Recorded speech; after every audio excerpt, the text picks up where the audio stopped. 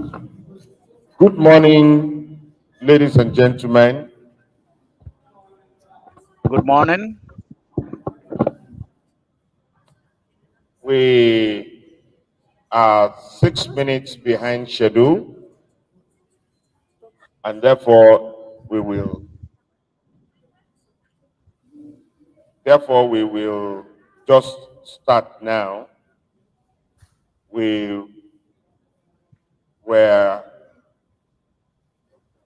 we are already been joined by a panel member from UNESCO online.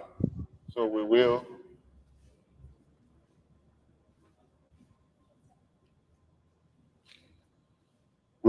are in day 2 and panel discussion 2, strengthening policy, advocacy, partnership, and legislation for mass literacy. My name is Dr. Sanwo David. I'm the CEO, Chief Executive Light Builders Initiative for Education and Societal Integration. And with me is Oman Dave, who will come up shortly. And then I have also the erudite Professor Adenioye here, whom I'm going to call up in a short while so that the panel can go ahead.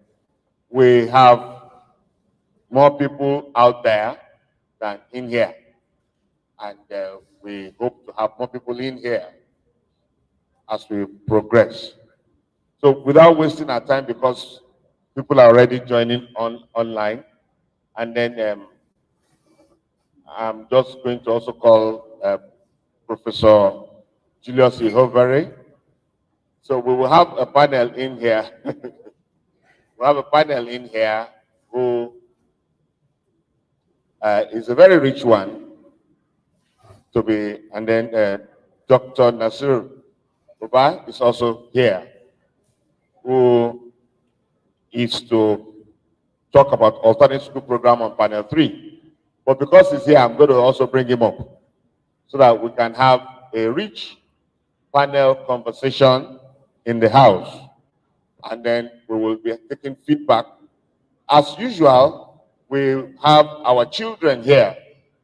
We are also expecting to have a number of Malam from the Almanjeri system who will be joining us shortly. And then we also have 1 or 2 persons from the street child community who are the recipients of this conversation. There's a popular saying in Yoruba land that you cannot shave a man's head in his absence. So for all these conversations that we're having, we consider it quite important to bring to the table the people for whom we are having this conversation around. So without wasting your time, I would like to call Professor Adenioye Yisa as the moderator to please come. Please put your hands together for Prof.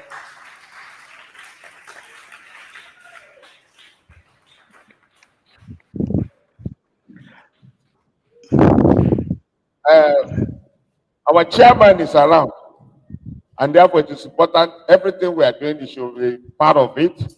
So I will call on Professor Julius Ihovere, the chairman, Basic Education and Services Committee of the Federal House of Representatives. Children, you know him now, so stand up and clap your hand for that as he comes up.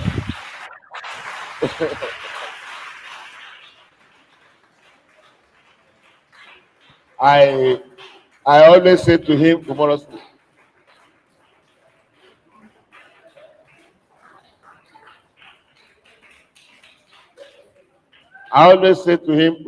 that he's the father of all the out-of-school children in Nigeria. So both those of them that are in school and those of them that are not in school is their father. So and he's the chairman. We are privileged to have been related with him, associated with him, and to be learning from at his foot. So it's a pleasure, sir, to have you here, sir. So strengthening policy, advocacy, partnership, and legislation for mass literacy. We have Hajia Khadija. Even though I didn't tell her she's going to be on panel, she's shaking her head. Hajia, you cannot be here. Hajia was a vice presidential candidate, and she's not a politician, but she was, I don't know what it is. So when we are strengthening policy, Hajia, you don't want to.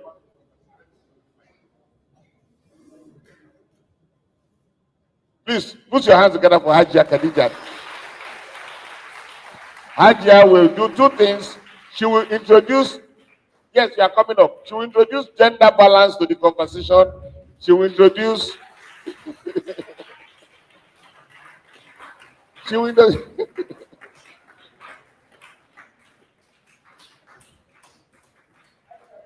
No, you cannot be,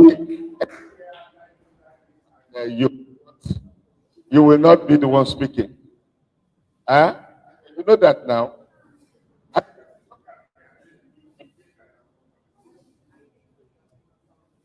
From your mind of mind. And then I would like to call Dr. Nasir Buba to please come and join this rich panel in-house, and then we will have. I'm going to leave the responsibility of full introduction to the panel moderator. So I'm going to handle because people are already online.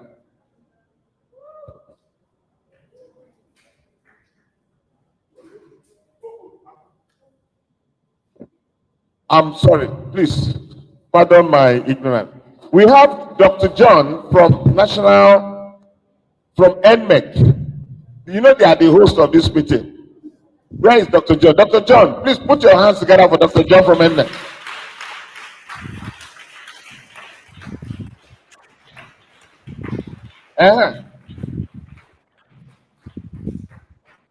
Dr. John is standing in for the Executive Secretary of NMEC. He thought I had forgotten him.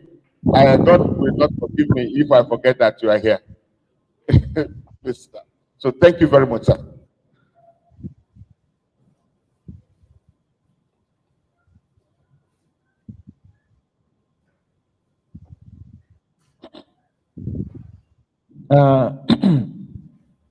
Let me start with our children. Good morning, children. Good morning, our audience, both visitor and virtual. And I've now come to the big brother of the house, our professor, who today at the National Assembly is the spokesperson for basic education in Nigeria. As the chairman of the House Committee on Basic and Non-Formal Education, we appreciate your contributions, and we have been monitoring the effective way you will be fighting for the cause of basic education, particularly the largest world of basic education, which is the non-formal. Because when you consider the population of people outside the school system, we talk of outside the school system, we talk of the out-of-school children, those children that are supposed to be in school, they are school age, but they are not there. Those children that are in Sangayas learning the Quran, and that we always refer to as the Al-Majri. And those boys along the streets in a part of our country where the girls will be in school, the boys will be in business. And again, those children, in some countries, they refer to them as street children. But the argument is that you don't sleep in the street, but again, you find them along the street in the night. These are a group of people that we are referring to as out-of-school children. And again, we mustn't forget, after primary 6, there is a process of transiting to secondary school. What percentage of those children that are supposed to transit from primary 6 to secondary that are actually are transiting, not because of their own fault, but because perhaps no adequate infrastructure in terms of classroom, no adequate teaching hands in terms of teachers, and in fact, issue of financial resources that are not enabled to empower government to ensure mass admission to JS1. So by the time you calculate all this group of people, you will see that there are multiples compared with those that are in formal school system. And the assignment today, when we talk of policy, what policy framework will ensure that these children are returned back to school, these children are provided with access not only to the formal school system, but at the same time to non-formal system, which could be in form of adult basic literacy, it could be in the form of alternative school program, if there is any, it could be open school program, like we have in some countries like India, to accommodate them. And when we talk of that policy strengthening, then again, any adequate resources to fund them, yes, outside the country, we agree that yes, Nigerian funding system in education is being emulated in some other countries, because for the basic, you have the 2% of the federal consolidated fund for UBEC, and for the tertiary, you have the third fund that have huge amount of resources to cater for tertiary, whether adequate or not, but at least you have them there. But when we come back to the basic, we have the 2%, yes. And when we look at the word of basic, you have the formal system, you have the non-formal system. Under the non-formal system, because I refer to this idea to tripod, where the tripod in basic education is the UBEC, the mass literacy, and the mass nomadic education commission. Are they equally funded? Are they equally funded? These are questions. These are issues that we have to address. For years, 2% have been going to UBEC for state to assess with matching grant how many of these states are accessing the fund. But again, the law of UBEC itself states in paragraph 9, section 9, paragraph 2, disperse funds to states and local governments, as well as agencies implementing basic education. And when we talk of agencies implementing basic education, we have the Mass Literacy Commission and we have the Nomadic Education Commission. But what percentage of UBEC fund is going to these agencies?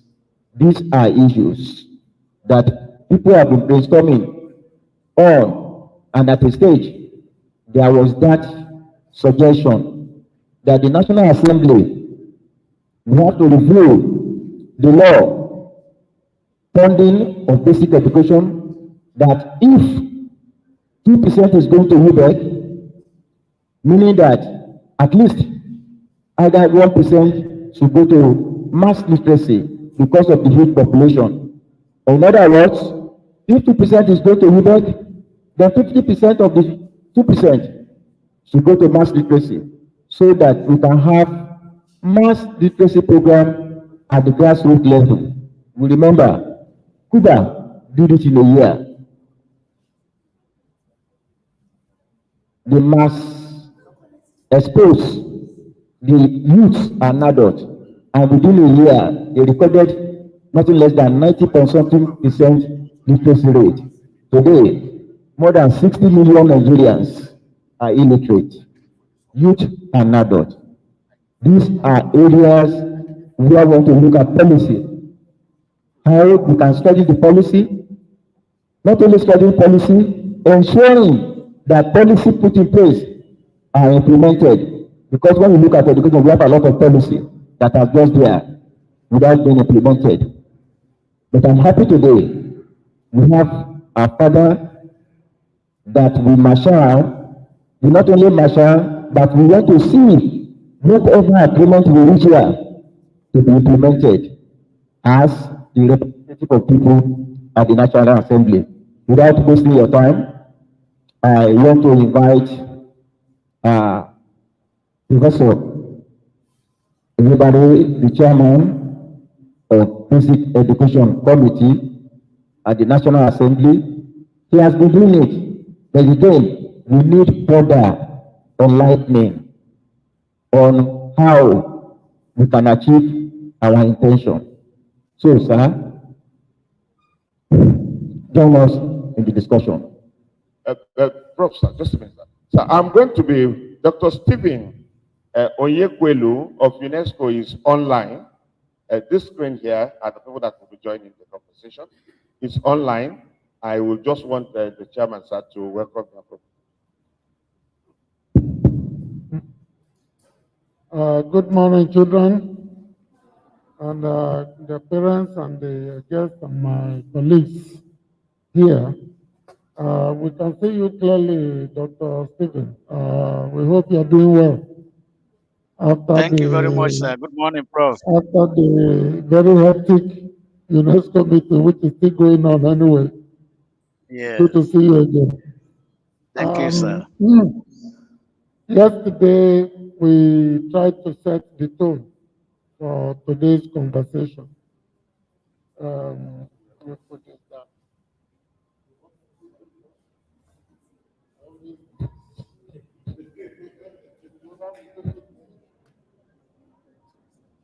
Now, we tried to set the tone for the conversation yesterday.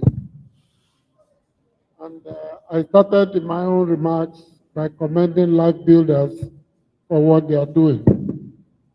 And it is clear that if we had this kind of initiative replicated in many parts of Nigeria, we will be making a significant dent on the challenge we face with out-of-school children.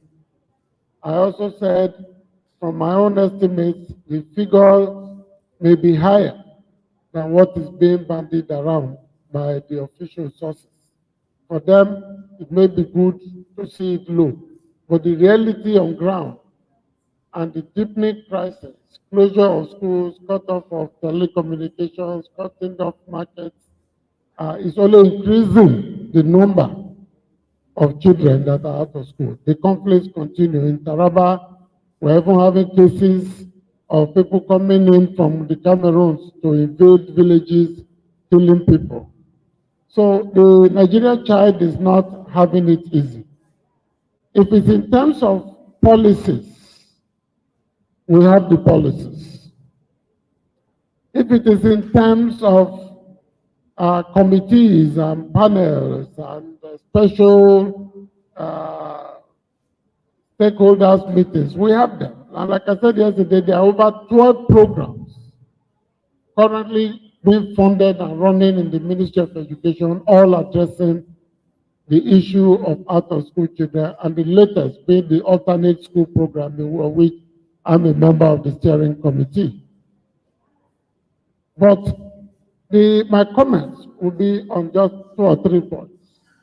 Number one is the political will.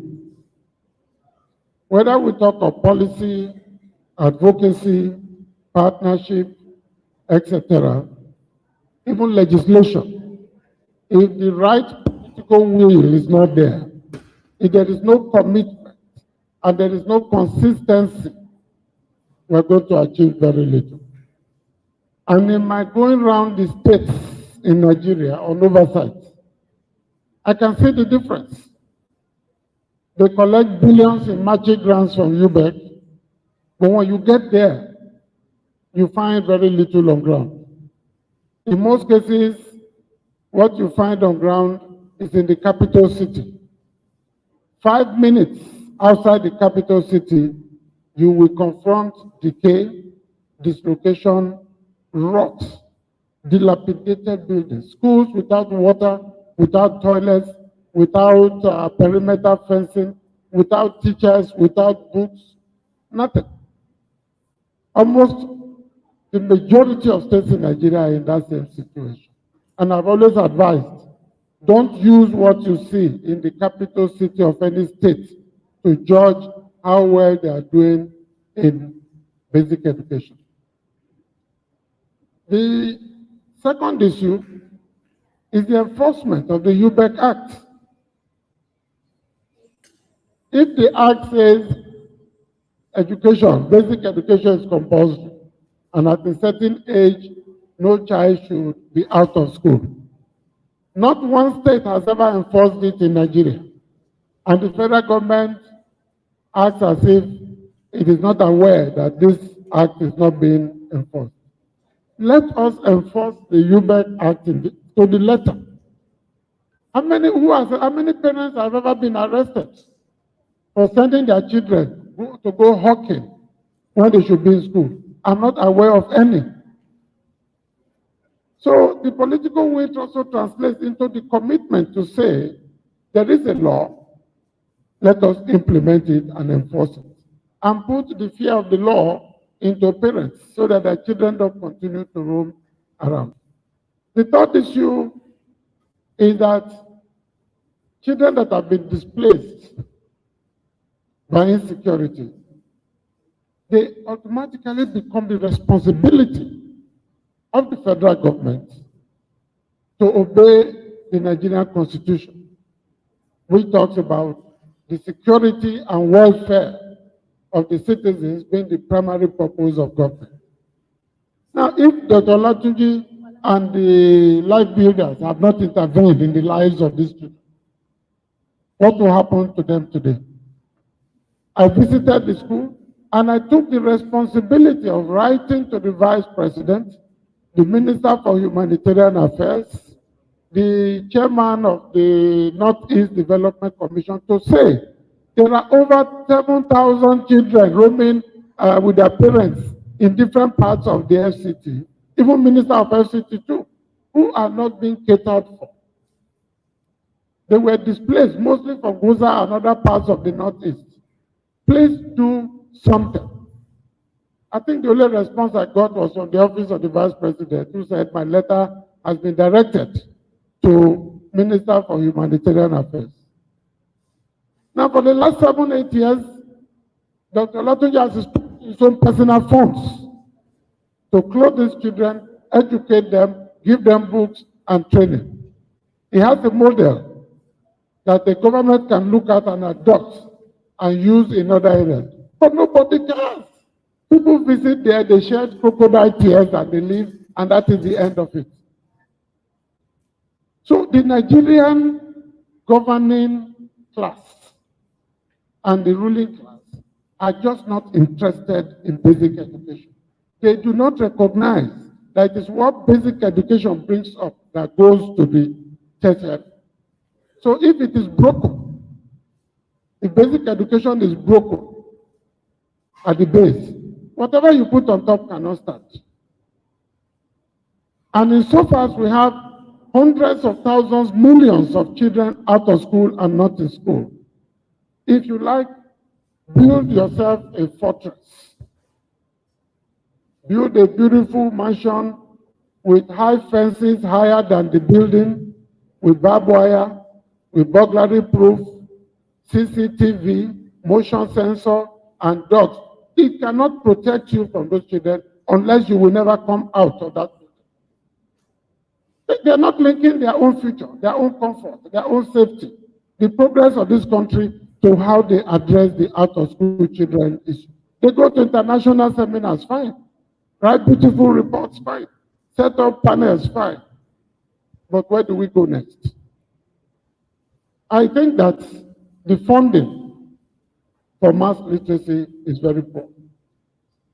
The budgeting system in Nigeria gives very little room to the National Assembly to assist agencies that ought to be addressing some of these issues, because this is so-called envelope system.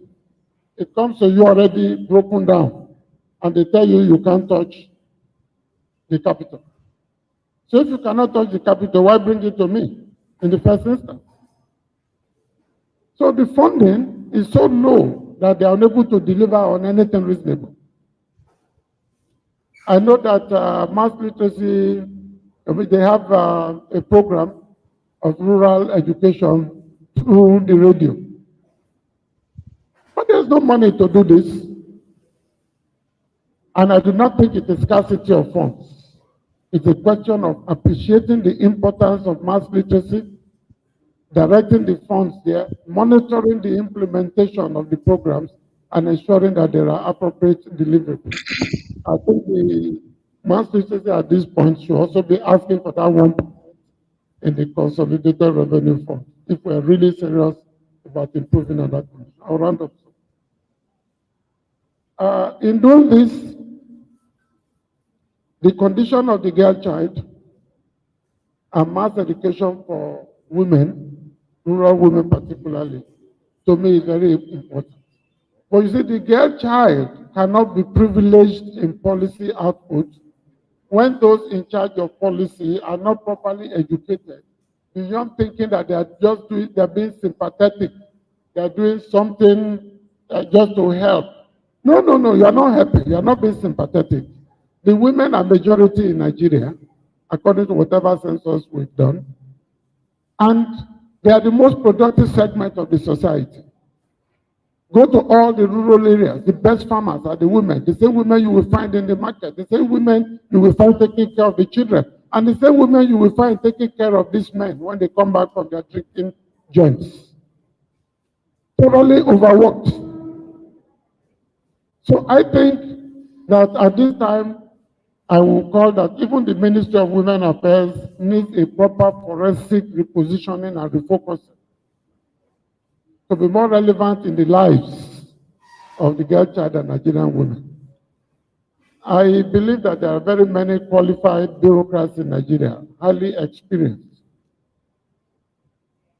But I may bold to say, and I will want to be challenged, that many of them have lost the philosophical or ideological focus in understanding development as a process of systematic change and structural transformation that empowers the people, puts them in the driver's seat, that privileges issues of environment, protection for the children, basic education, and so on. And we have to find a way to do this serious reorientation and revisit an understanding of what the national policy on education is. In any country, we mentioned Cuba, that national policy on education, every child that enters the school will have a copy. Every child. You can't even find the Nigerian constitution in some schools, not to talk of policy on education. So I think our priorities are not right, in spite of what the leaders say when they go to international conferences. Our priorities are not right. We don't know what has been done. We must do things differently. We must think differently. We must organize differently. We must forge new linkages. And Mr. Moderator, the private sector are robbing these children of their future. They are not interested in profit. How can a bank make a profit in the midst of COVID and everything of over 180 billion naira in 9 months? Yet, of that profit, not 1% of it, he said, we are dedicating this to out-of-school children. If the Nigerian government is serious, if President Buhari is serious, that is where it should focus now. The oil companies, the banks, all big companies, the Dangotes and others, are making billions and trillions on our backs. We're not saying give them to us to build houses, but a percentage of that profit should be dedicated to out-of-school children. Then we'll know we are serious. We are now beginning to talk. I think I would want to stop there. There has to be a way to monitor our governors, what they are doing with the money they get from the matching grants, which runs into billions every year. And when you go there, I went last month to a state in the capital. Children were sitting on the floor. They had no water to drink, no playground. I mean, these are criminal acts, actually, that should be prosecuted. Because those actions impact the quality of education and the lives and well-being and safety and security of our children. How do you build a school for little children and there's no perimeter fencing? Drug dealers can come in there, hawkers come in there, thugs come in there from different angles. Yet the Federal Ministry of Education COVID requirement says there should be one entry and one exit in school so they can be checked for temperature and to wash their hands. But then there is no perimeter fencing. How do you do the one entry and one exit? The contradictions are just too many. I always say, let us begin to think differently. And civil society must continue to pressure those in office to do the right thing. Thank you very much.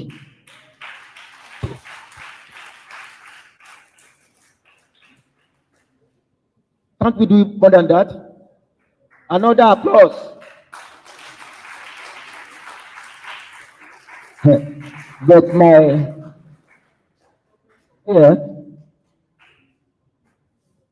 I used to think that it's those of us in academics or those of us from the field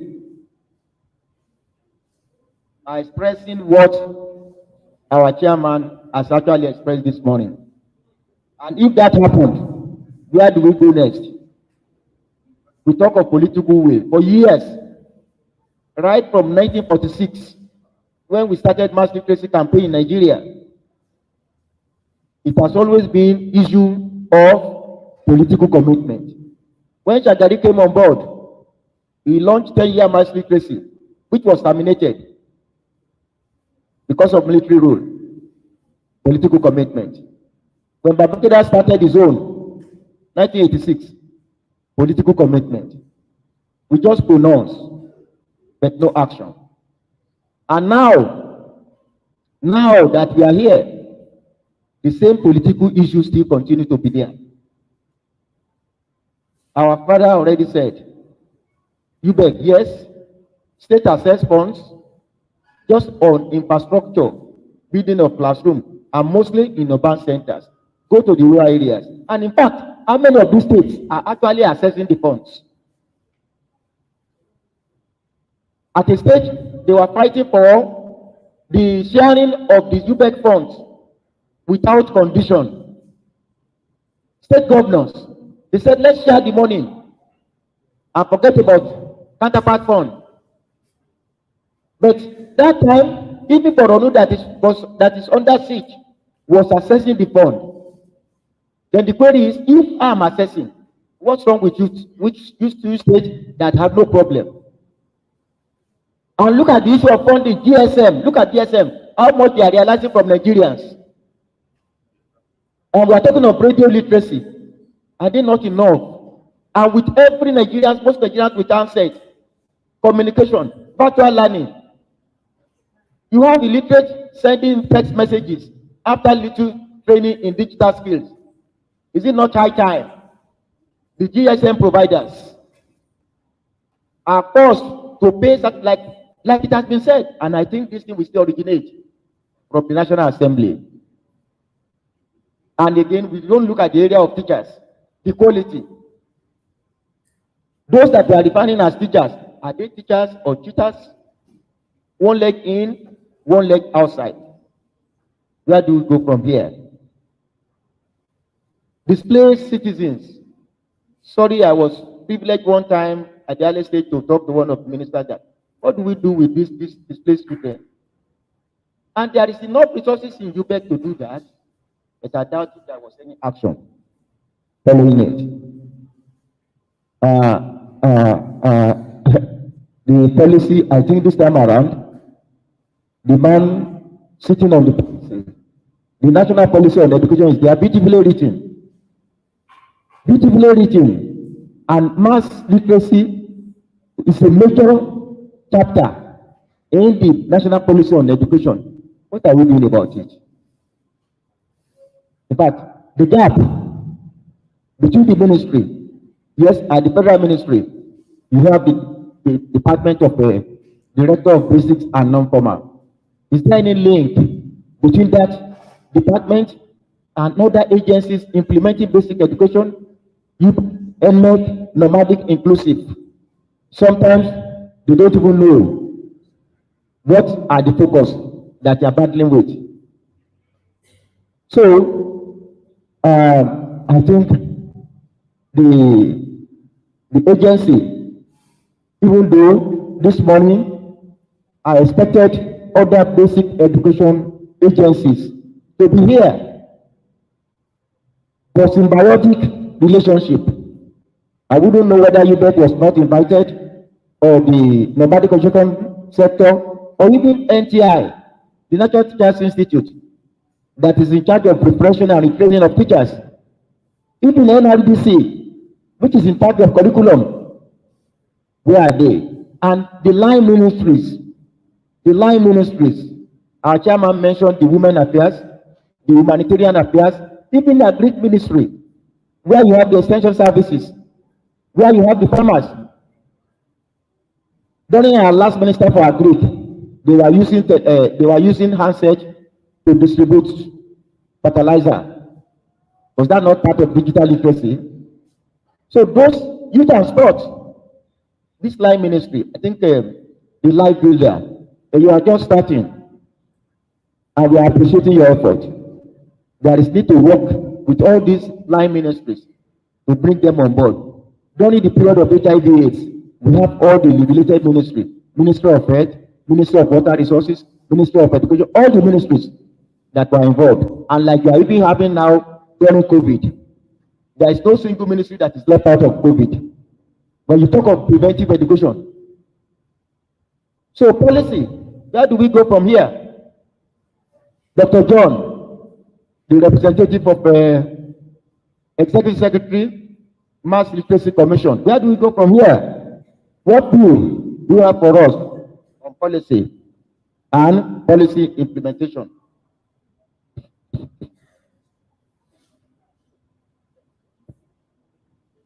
Thank you very much, sir.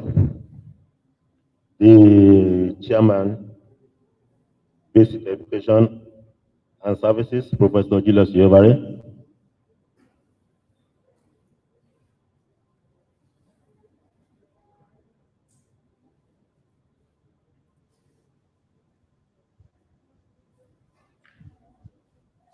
Yeah, the chairman, Basic Education and Services, Professor Julius Yovare.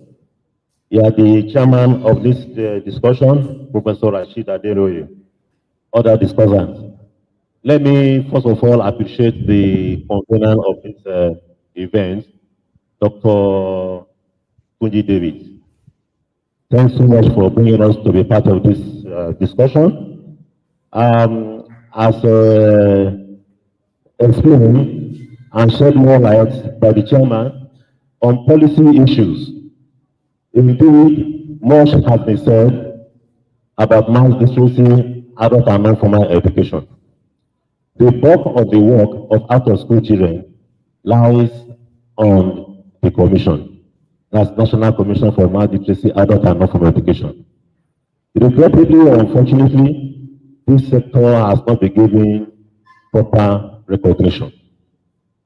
There are a lot of strategies put in place that can be used to address the issues of out-of-school children, which we may not be able to explain here. There are many reasons why many of them are out of the school.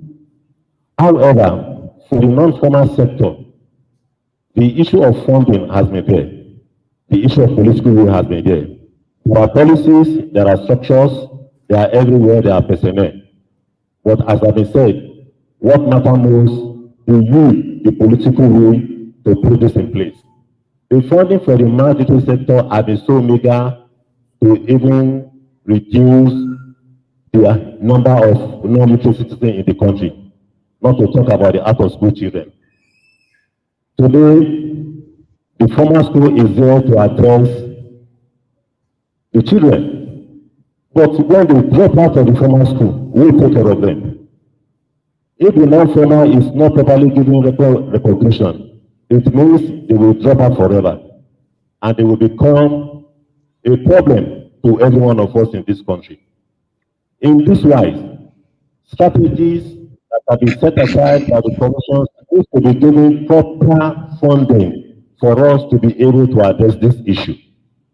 Now, going to the state level, the state agencies for adult and non-formal education, they are supposed to be up and doing.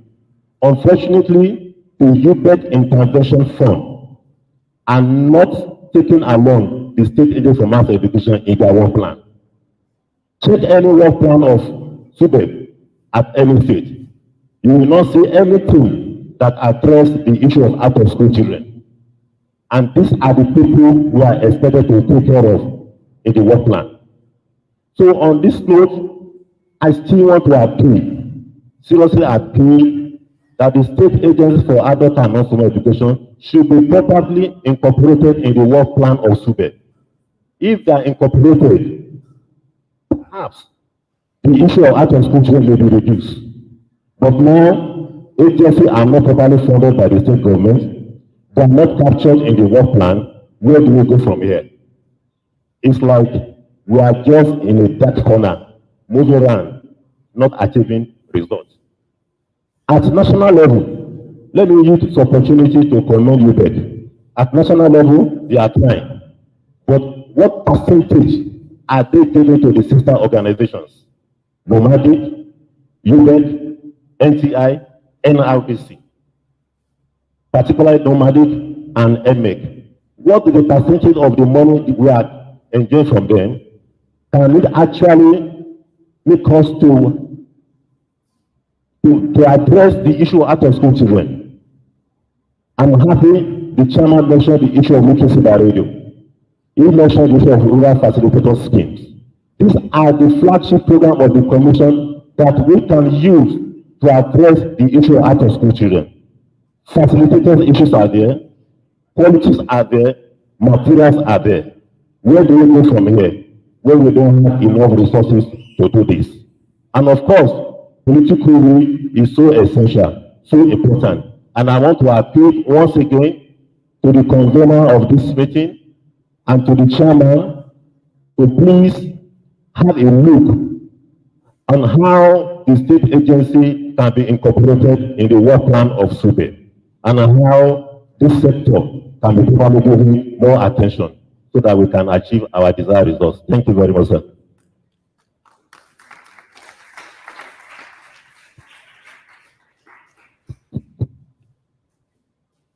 Thank you, John, our able representative of the ES of the Mass Literacy Commission. In his own case, he raised another issue. 1986, when the establishment of state agencies started with Kano and others, we thought another progress has come about mass literacy. But unfortunately, what we discover is that the state, in most cases, people heading these agencies, they are far away from understanding the basic knowledge of non-formal education. Apart from that, with the UBEC law, the state assembly is supposed to come up with a bill that will empower the state to share with state agencies for mass education with funds paid to UBEC as counterpart fund to SUBEB. But most SUBEB,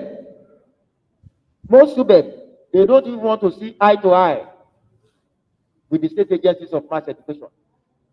And as a result, the agency for mass education remains an orphan and perhaps the poorest organ of basic education that will only be remembered when there is surplus. As said by Professor Akipelu in those days, said this non-formal education that we are shouting about is the poor organ in the basic education system that will only be remembered where there is surplus. And that statement continues to today. Then, how do we go further to empower the state agencies, reorientate the state governors, reorientate the state commissioners for education, reorientate the chairman of SUBEB at state level to know that a major responsibility of the basic education subsector is to ensure that in both policy, strategies, and implementation, the out-of-school children, the youth, and illiterate adults must be carried along. In this sense, I will invite our dear sister, Ajia Khadija, to please lead us forward as we progress. Thank you. Let me, as we have planned from our Good morning, everybody. Can I be excused to stand? I don't like talking when I'm sitting down.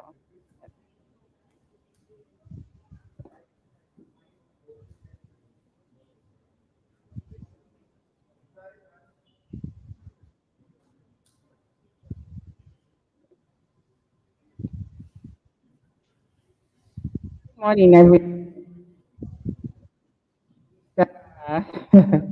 Dr. Sanwo just twisted my arm to come here. I was not prepared for this panel. There are so many things that you mentioned, Chairman, dear Chairman, sir. I'd like to respond to some of them, if that is because we're having a conversation. But before I start, good morning, everybody. Good morning, our mothers. Uh, this for doing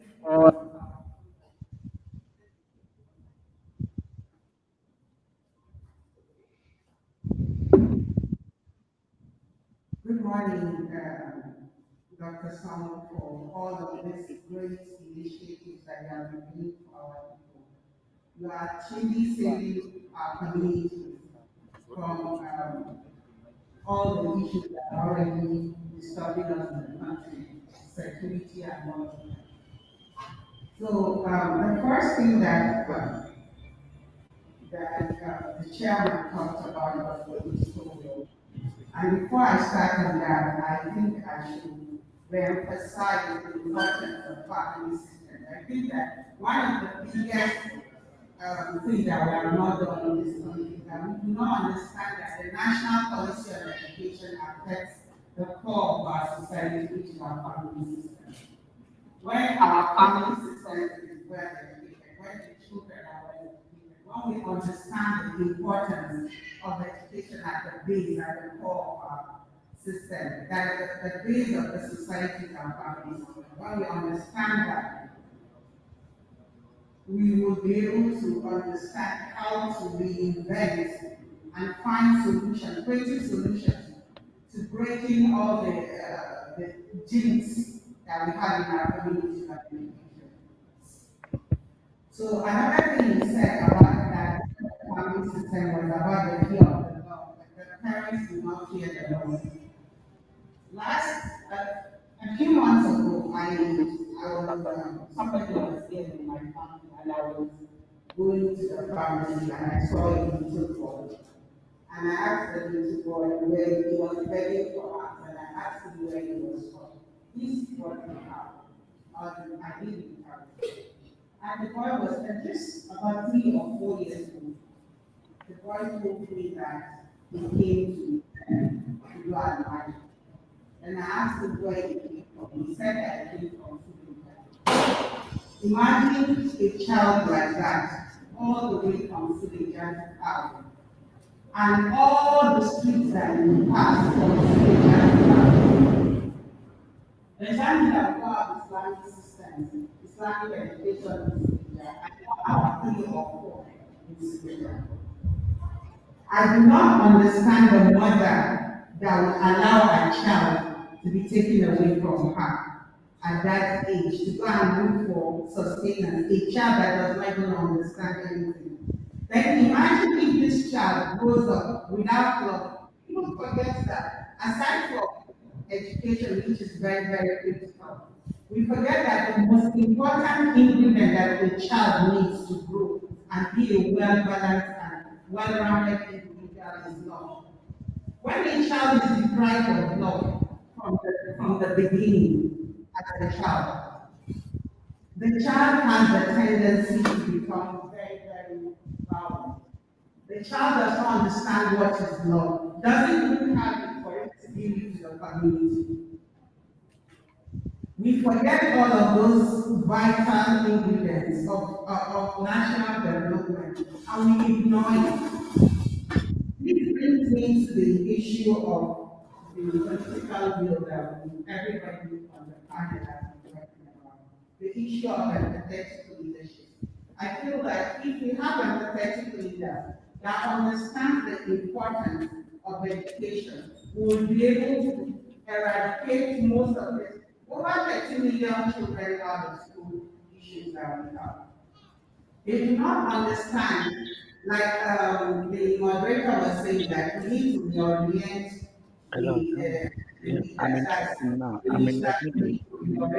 all the people that are supposed to be taking care of us. They do not understand. I don't know if reorientation will be the solution to this problem. Because what you do not have, you cannot do.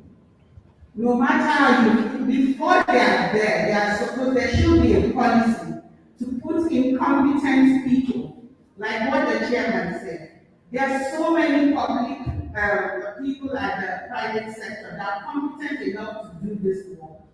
Why are they taking up these positions if they do not understand how to their roles and responsibilities in these capacities that they have been given?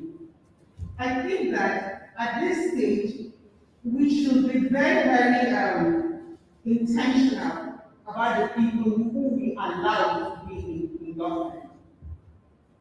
They don't understand that once you take care of their education, I know that there's a saying, Mandela that said it or something, that the worst thing you can do in society is to destroy the educational system.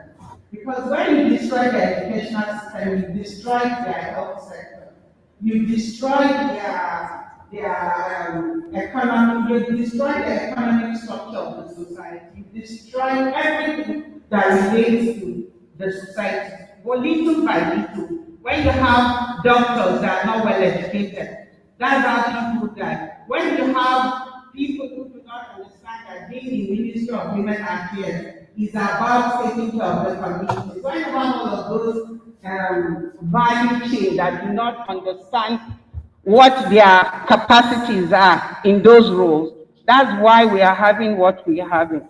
And this is why we have the problem of poverty ravaging our communities so much that the mothers are forced, some of them are forced to push their children out there.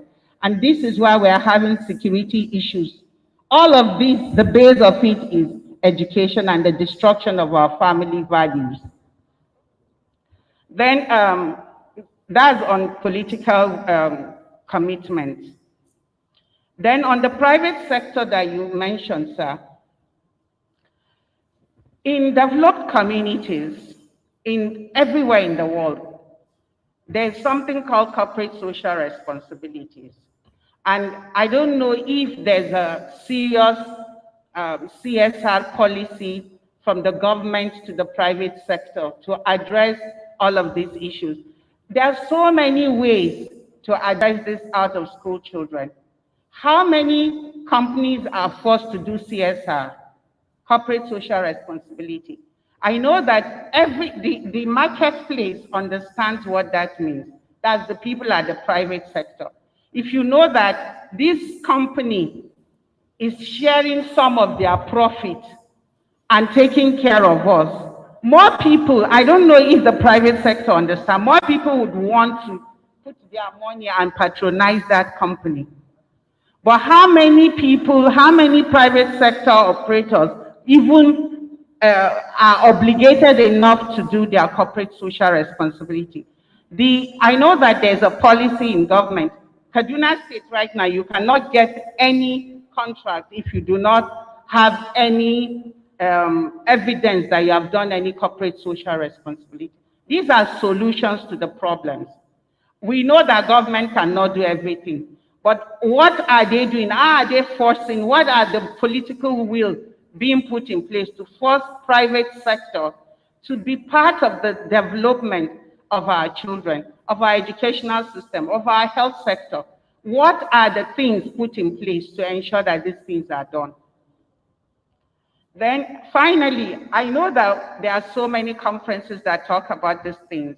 And for me, I am big on solutions. What are the solutions to all these problems that we have been talking about? Number one, I think that there must be, first and foremost, let's take care of the leadership issues, because leadership normally cascades down to the grassroots. The people at the top, from where 2023 is around the corner, let's look for people like Dr. Sonwo to be our president. Let's look for people who have serious, who are empathetic enough to take care of the communities, even as they are not being paid for it. Let's start by changing the whole trajectory of our political affairs. Let's start from there. Secondly, let's also start because when we have people like that, that's when they understand the real issues, how to solve the issues.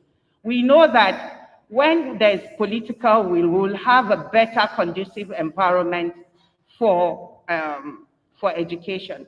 Where the public school system, I went to a public school system, I went to a federal government college, and I know how we were before. What are the things that have worked? What were the policies that have worked in those days that are not, that we should continue to, we should upgrade and be creative enough to uphold at this stage?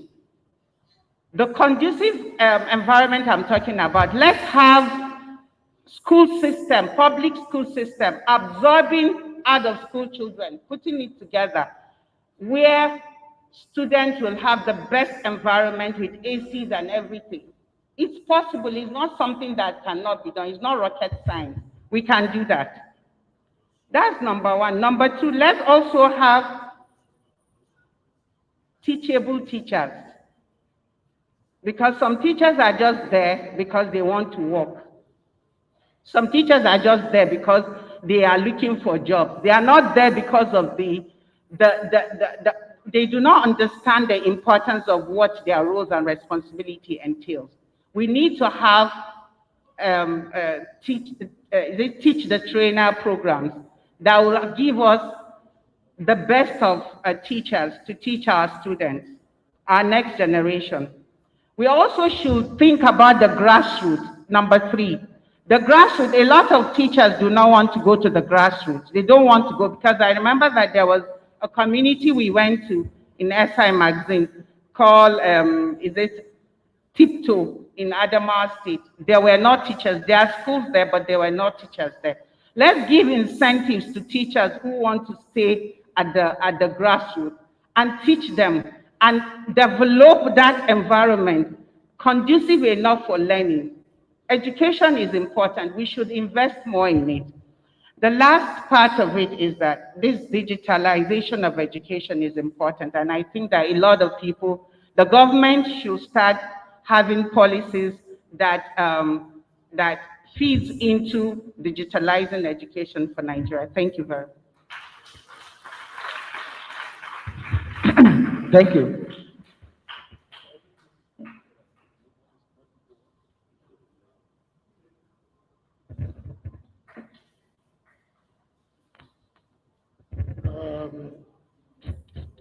Thank you, Chairman. I just want to apologize that I need to run.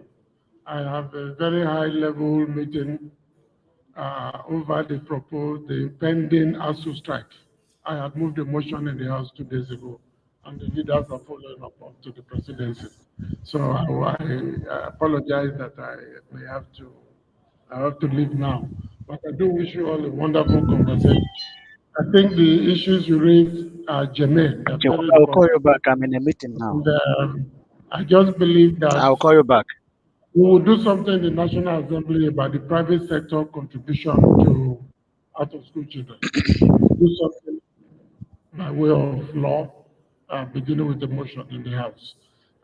In terms of the concentration of teachers in the cities, I have advised Edo State government when I was secretary to state government, I'm doing it now, that advertise these jobs with location. That's what the UN does. I want to recruit teachers for Kano.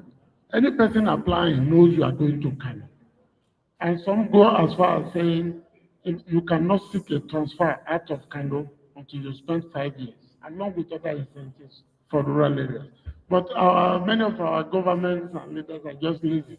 They don't want to be innovative or creative. They want to follow the exact weight because that gives room for a lot of manipulation. But I do think the conversation is going well. Thank you very much. Thank you, thank you, thank you. Well, yeah, we appreciate you. I think our man in UNESCO, Dr. Stephen, Dr. Stephen, Good yes, morning, even sir, though we are Prof. yet to, there is need for us, even though UNESCO has been intervening, particularly in the area of literacy, radio literacy, bringing experts from Cuba to join us here to develop materials and to even turn ABC to 1, 2, 3. So, what again are we expecting from UNESCO and other agencies in ensuring that Nigerian government listen and implement whatever policy that will further advance the cause of mass literacy, the cause of out of school children, the cause of children under difficult circumstances? Then let's hear from you, our doctor from UNESCO. You are welcome. And now is the director. And now is the UNESCO DG in office in Nigeria, in Dakar, and in Paris. Hello. Prof, good morning, sir. Morning. Uh, Let me start by appreciating Dr. Sanwo and the Life Builders Initiative for putting together this, and to also appreciate you, sir. You retired. I know you will never be tired because you've been showing that example all the way from University of Ibadan. I want to thank you so very much, sir. Ajia, I thank you. My senior colleague from MEC, Dr. John, I want to appreciate you on behalf of UNESCO General Director, Ms. Sanga Dimitri, and my supervisor, Mr. Lamin Mamadou So. Prof, you said it. I'm actually here because any organization that contributes to the actualization of Education 2030, particularly SDG 4, Target 6 now that we're discussing, UNESCO, we want to actually identify with such an organization. So I sincerely want to appreciate Life Builders initiative for this. Yes, Prof, you said it. UNESCO has done a lot, both within Nigeria and within the sub-region, and globally to ensure that education is taken to the next level. I just want to pick two issues. One is the issue of sustainability, because it's one thing to come up with an initiative, it's another thing to run with that initiative. UNESCO in Nigeria has come up with a number of programs, and we expect also that the country should run with such initiatives. Let me mention just a few. We did the RAY project, Revitalizing Adult and Youth Literacy. Prof, you were part of the steering committee members.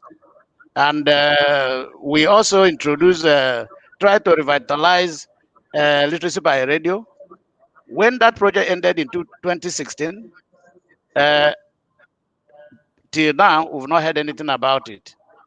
I'm talking about sustainability now.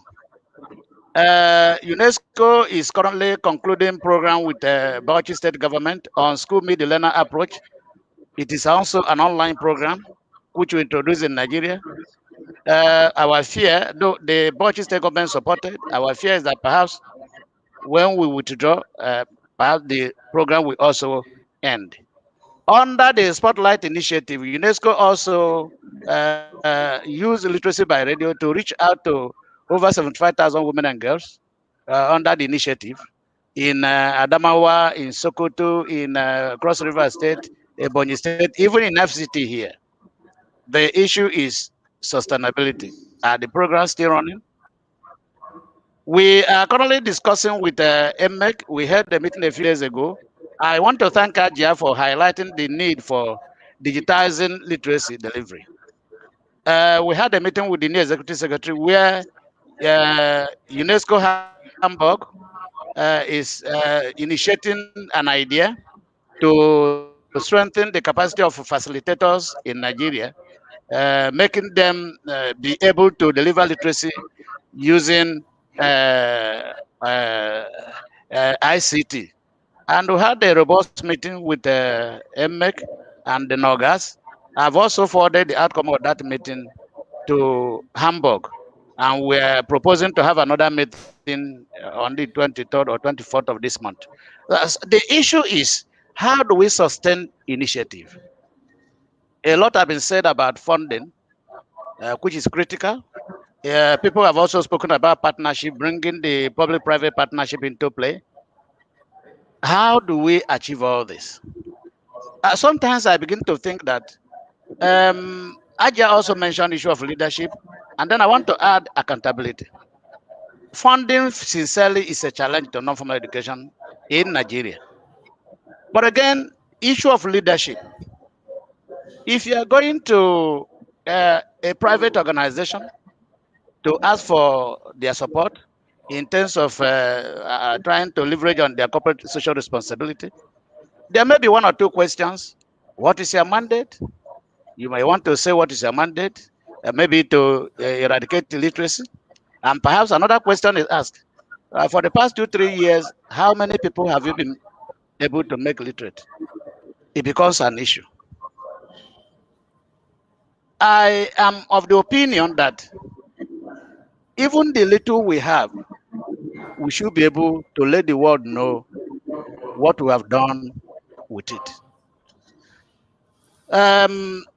If we don't have figures to show, support becomes difficult. The international community, UNESCO, for instance, we want to know how much you have gotten from us. What have you done with it? What is the result so far? What are the challenges? You know, it's becoming a little ridiculous that for the past 5-10 years, we've been saying number of out of school, 10.5, from 10.5 to 11 point, from 11 point, we are not talking about 13. And we have not been able as a nation to say, okay, we have reduced this number by this figure. Within this period, we've been quoting it. How do we want the international community to take us serious? Now, I thank God at the federal level, my senior colleague said UBEC had been able to support MEC minimally. Fine. But we need to also publicize what we have done with in terms of, okay, we use this money to do this, to do that. We've been able to eradicate illiteracy. The figure was here. Today, it is like this. The state agencies, each time I interact with them, even under the spotlight, and even before now, they will tell you don't have budget. Sometimes I ask them, do you even have a plan for your own director to be able to articulate it in their national budget? I was in a place in my state, Delta State, where the local government chairman said he was not going to pay facilitators. And then they owed them up to 11 months. And so I was the one to monitor the local government. And then I had a meeting that lasted for about 3 hours. And then the local government chairman asked a very technical question. He said, Mr. UNESCO, can you ask my facilitator whether in the past 2-3 years they've given me any report concerning non-formal education? Can you ask my facilitator whether they've also given the HOD education any report about the activities? And if we don't have a report, we don't have their plan, how do we budget for them? Given that there are so many areas that are demanding budget. So my advice is, let us see what we can do with the little we have. Make a little impact. Do you know that if we report every year that we have made 10 people literate, it reduces the number? Let us not hide what we do, both at MEC level and then at the non-governmental organization level, the NOGAS. I was speaking with the Nogas president a few weeks ago. I said, sir, I want you people, you have a number of CSOs under you, and they're running literacy program at the non-formal, at the NGO level. How many people have they been able to make literate at the end of the year? You started your partnership with UNESCO since 2018, 2018, 2019, 2020. This is 2021. UNESCO is expecting to say, okay, so far from our networks, we've been able to eradicate illiteracy by so percentage. We've been able to add value. So many women women and men, boys and girls have acquired literacy through our program. This is the number. So it's very necessary that we let Nigerians know what we are doing with the little we have. And then another critical issue I want to also discuss, sir, is the issue of mass literacy campaign. I know you were part of it those good days when mass literacy was, shaking the whole nation. I remember the days of Mansa. There was massive advocacy, high-level advocacy, and they made a lot of noise. And they created awareness. That is necessary. There are places where you go, when you talk about mass literacy, where I've not heard about it before. It's embarrassing. MMEC is doing a lot, but they cannot do it all alone. I agree. They can't do it alone. Nogas is there. The state agencies are there. We should be proactive. Somebody mentioned about when you are selecting a director for agency for mass education. You see, most states politicize this. You just bring in somebody, maybe a lawyer without any background in non-formal education, maybe an accountant. You just put them in position. They are there to, to run the policy of the government that brought them into position. They don't know anything about non-formal education. These things should change. We need massive advocacy, massive sensitization for people to know, for the women to know that this is what we are saying. It's not just enough to come to the studio and then we begin to mention figures. Maybe next year we meet again. We mention we quote the same figure. What has been done? We keep on blaming issues. It is time for solution. UNESCO is already championing the cause of digital delivery, use of ICT. And I know Nigerians will want to ask who will provide the laptops, the radio, the handsets, and stuff like that, where are internet facility. But we can start from somewhere. UNESCO partnered with the National Open University of Nigeria. We established massive online courses there. I don't know how many of us are making use of that. Online, UNESCO has also, posted some of the programs we have developed online. How many of us are making use of it? And of course, we might not be able to, because even the facilitators, some of them cannot even operate a smartphone. These are the challenges. So UNESCO is coming up with another program to say, let us build the capacity of our facilitators. Let us be able, let us give them the strength, the capacity, the knowledge to be able to deliver, even when the provisions are being made, so that they will be able to apply the technology. If you don't have the Thank technological you. know-how, how do you use it to deliver? Thank you so very much, Mr. Moderator. Thank you very much, sir. Thank you, Dr. Stephen. We've heard from UNESCO, and let me start from where you perhaps those areas you touched.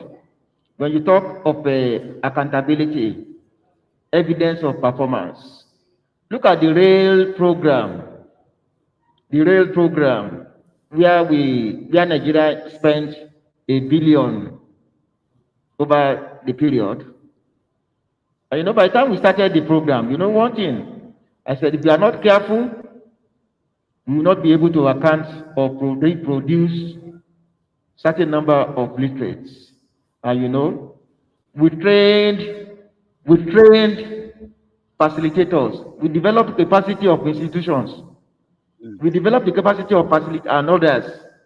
But at the end of the day, the agencies, the Mass Literacy Commission, because they could not provide for the facilitators, at the end of the day, we were scrambling here and there to gather figure to show that we have done something. But that time, we knew the result. Again, publicity of UNESCO activity. In the past, every nook and crannies of Nigeria felt the impact of UNESCO. But today, it has the lower aim. I think there is need for an improved publicity and involvement. We know UNESCO is a technical partner, it's not a funding agency. But Yes. again, there is need for people not only to hear, but to see what UNESCO is actually doing for Nigerians. And like you have rightly said, it is still our expectation that the digital literacy that UNESCO is involved, there is need for Nigeria to participate. And you know, most of these international agency programs, they will start. But it's another thing for Nigerians to buy into it. We have not been buying into it.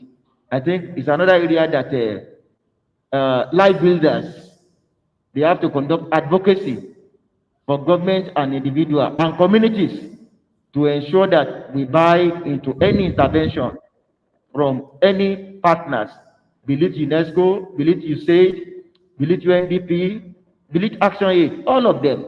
Whenever they embark on program, there is need for us to buy into it. We appreciate your contribution and your advice, accountability, and again, the program you are doing for now. Let Nigerians know that you have virtual courses for Nigerians through Nigeria National Open University of Nigeria. We thank you and we appreciate. And you know, some other areas that have been silent and overlapping activities. I think there is another Bukola online and it's ready to intervene. We will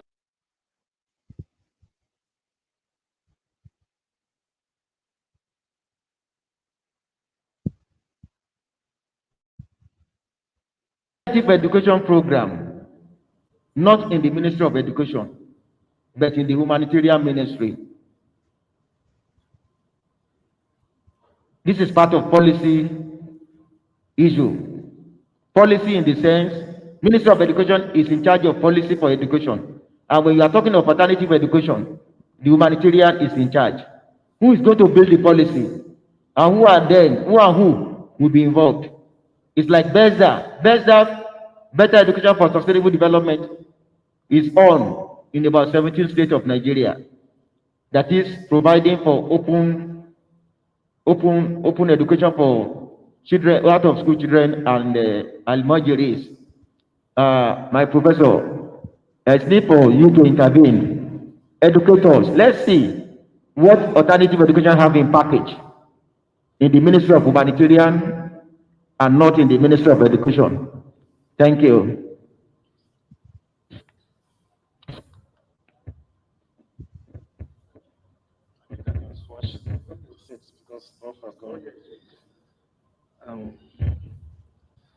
Thank you very much, Prof. First of all, I want to reintroduce myself. I am Dr. Nasir Mohammed Baba. I'm from Department of Curriculum Studies and Educational Technology, Usman Danfodi University, Sokoto. So like Prof himself, I am coming from an academic community. But then I'm not going to speak to you about what I read or what I was taught or what I teach. Because in the course of my training and my research and my work, I've had the opportunity of interacting with virtually all the major education stakeholders, if not across Nigeria, then in the whole of the Northwest.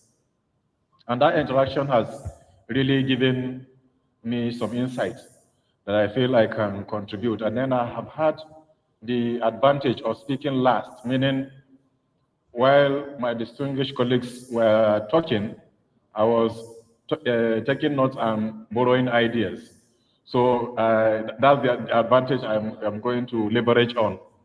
But before I do that, I want to acknowledge what LBI is doing, what Dr. Samoe in particular is doing, and I'm happy that I am part of this process. I think I came into the activities with the second virtual town hall they held, which I moderated one of the sessions. And since then, I've been impressed with the level of work that has been done. Now, when I want to know whether a person has a good heart, I look at small unconscious things. Yesterday, Dr. Samuel gave me an opportunity to get an insight into those small things. We ate together because we had lunch there where he's seated. I finished mine. He didn't finish his. I think he ate about half. So I was packing the plates and putting them into a polythene so that my plan was I could get someone to put them in the dustbin.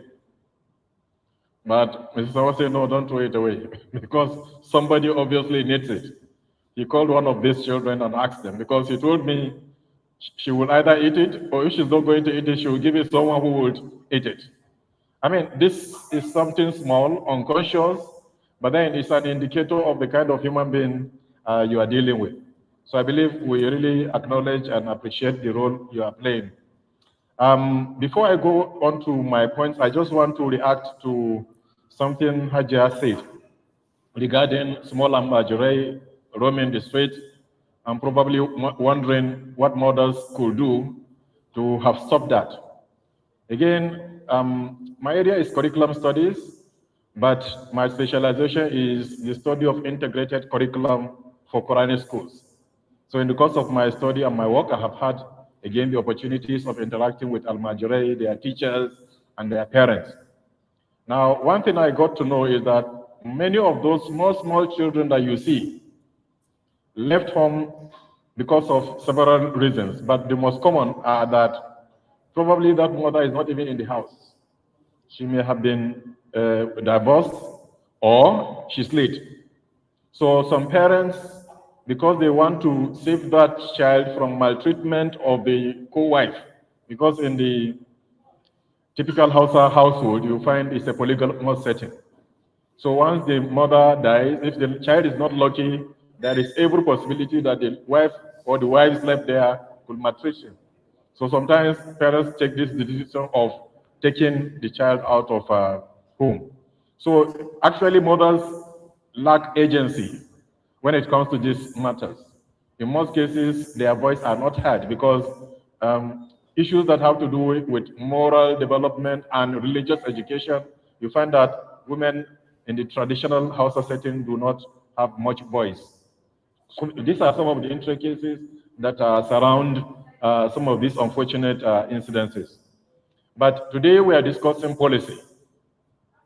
And before we go on to, I go on to discuss some of the points I've taken here, I think we need to understand why are we discussing non-formal education?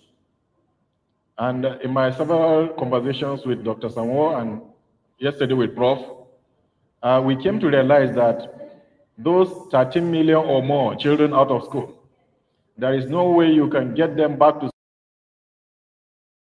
of the non-formal education sector. There is just no way.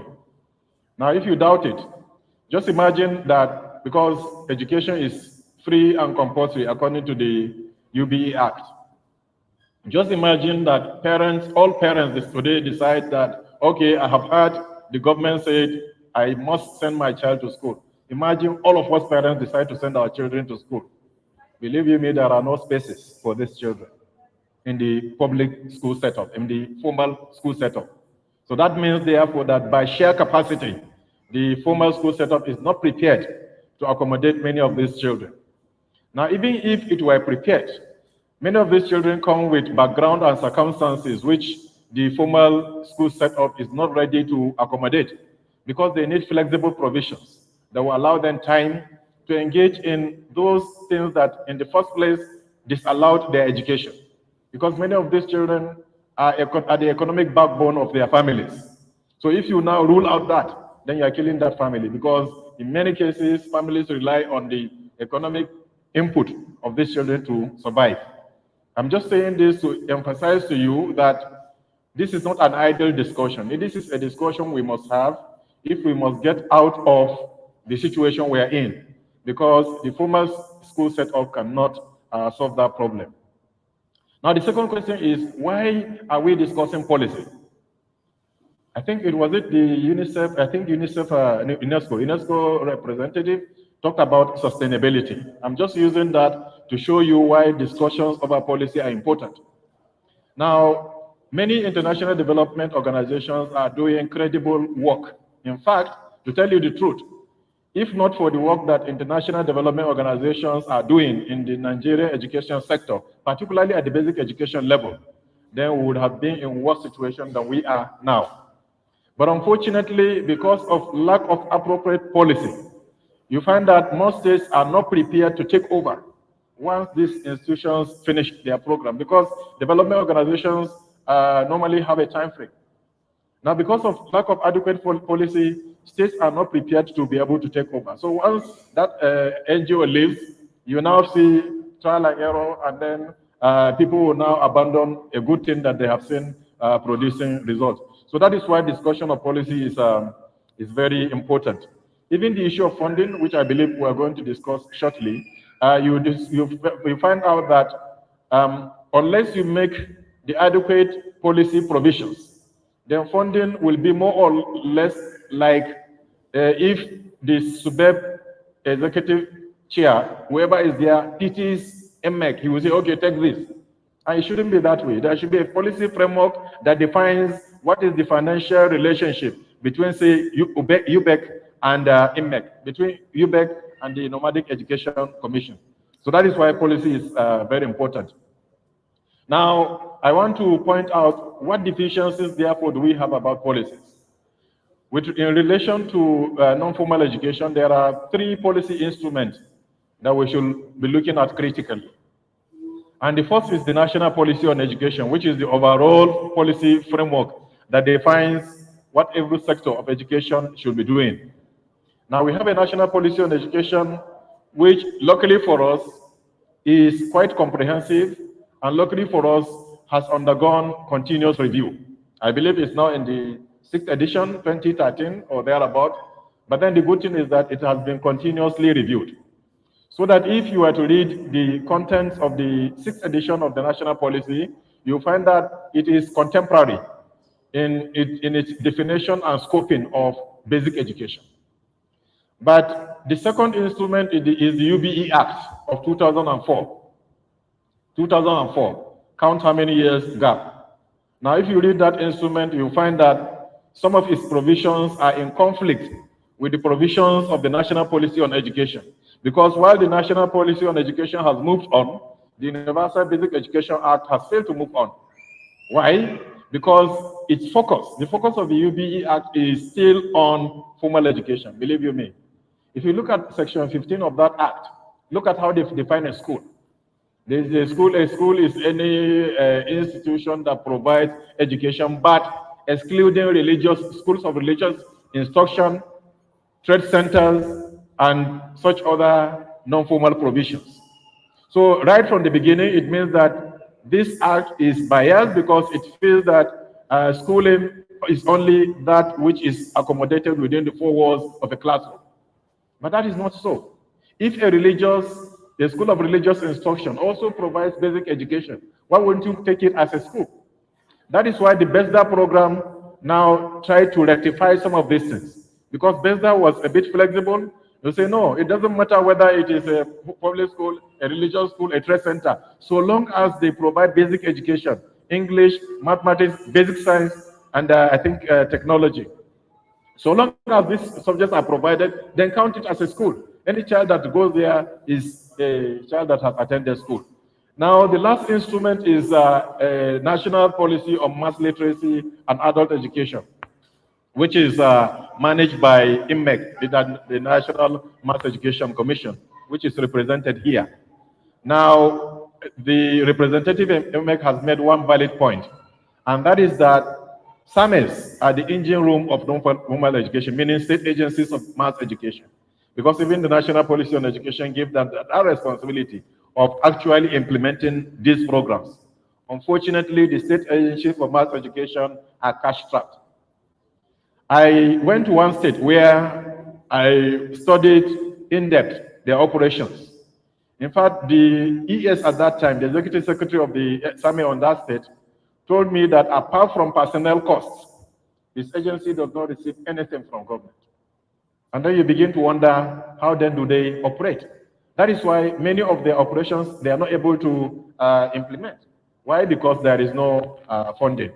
Now, see, these are some of the gaps that we really need to focus on. Like Hajia said, these problems we know. Now the issue is that where do we move from here? Now, it's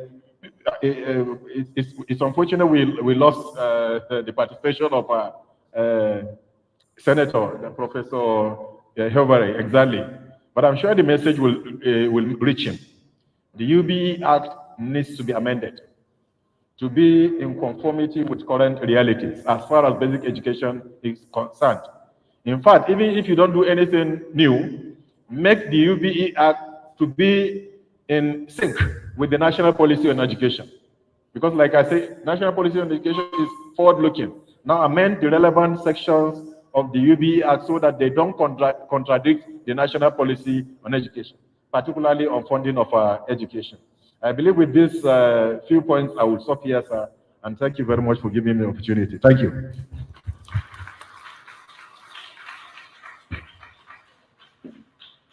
Yeah, because of the basic fact that we still have some session to attend to, from the discussion so far, we have discovered that there are policies.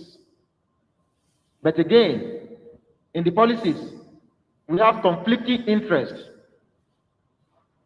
Same policy, national policy on education, UBEC policy, nomadic education policy, NMEC policy, all on basic education.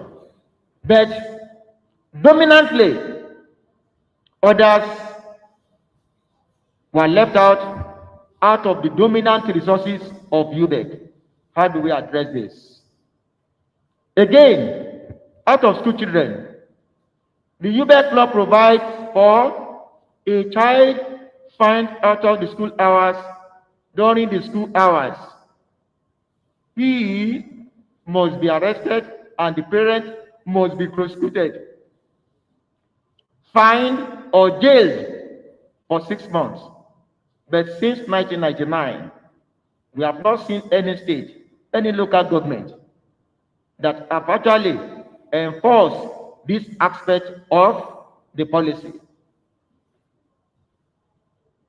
And again, non-formal, it has been agreed that the population outside the formal school system is tripled the number you have in the formal system. And even in the formal system, World Bank report 2 years ago said only 20% of those children coming out of our primary school system can read and write, meaning that 80% still remain illiterate. And from primary 6 to secondary, transition, what percentage of those children leaving primary for secondary are admitted into secondary? Yes, huge funds with UBEC. How many states are assessing? And you know, the common saying is this: a child that we fail to educate will in future sell the house built by the parents. But this time around, the children that we fail to educate is not going to sell the house, but we sell Nigeria as a country. So where do we go from here? These are issues. And when you talk of literacy, so broadening, our brothers from the road safety just came in. If you are driving and you lack traffic literacy, then you will be a victim, because you will be driving when you are supposed to slow down and you are speeding up. When you are supposed that you are approaching a bridge and the symbol are there, you fail to observe. And when you are crossing and you see the traffic light, you don't know the meaning of the red to the yellow. And you are a farmer. And that's why functional, not just basic literacy, functional literacy that will make you acquire one skill or the other. Farming, tailoring, sewing, computer literacy, so that this will serve as life improvement skills for whoever that pass through. And all these borders on political will.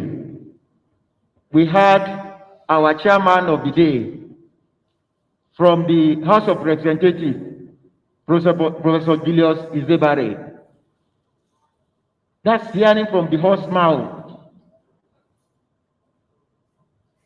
Government must only be interested, must be committed to eradication of illiteracy. Political will, political commitment. For those of us here and there, we need to emphasize this. My sister Agia said,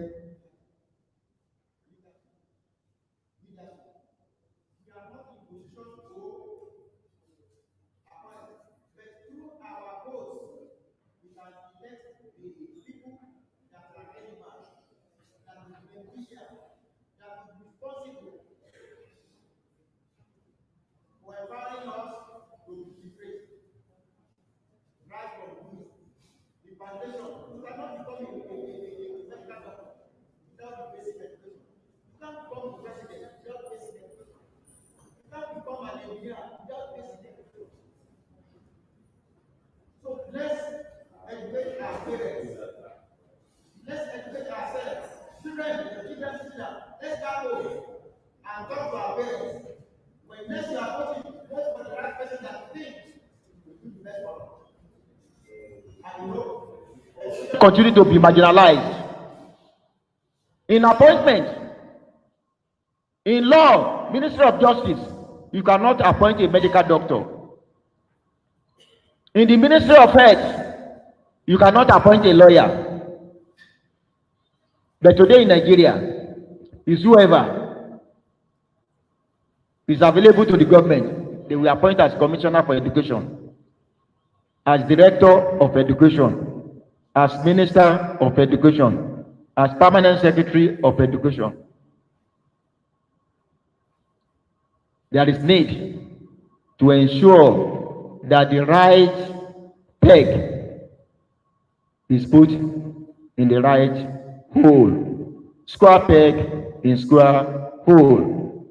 On this note, I would have loved to have one or two comments from the audience, but because the next session is about to begin and those that are ready to participate are already around.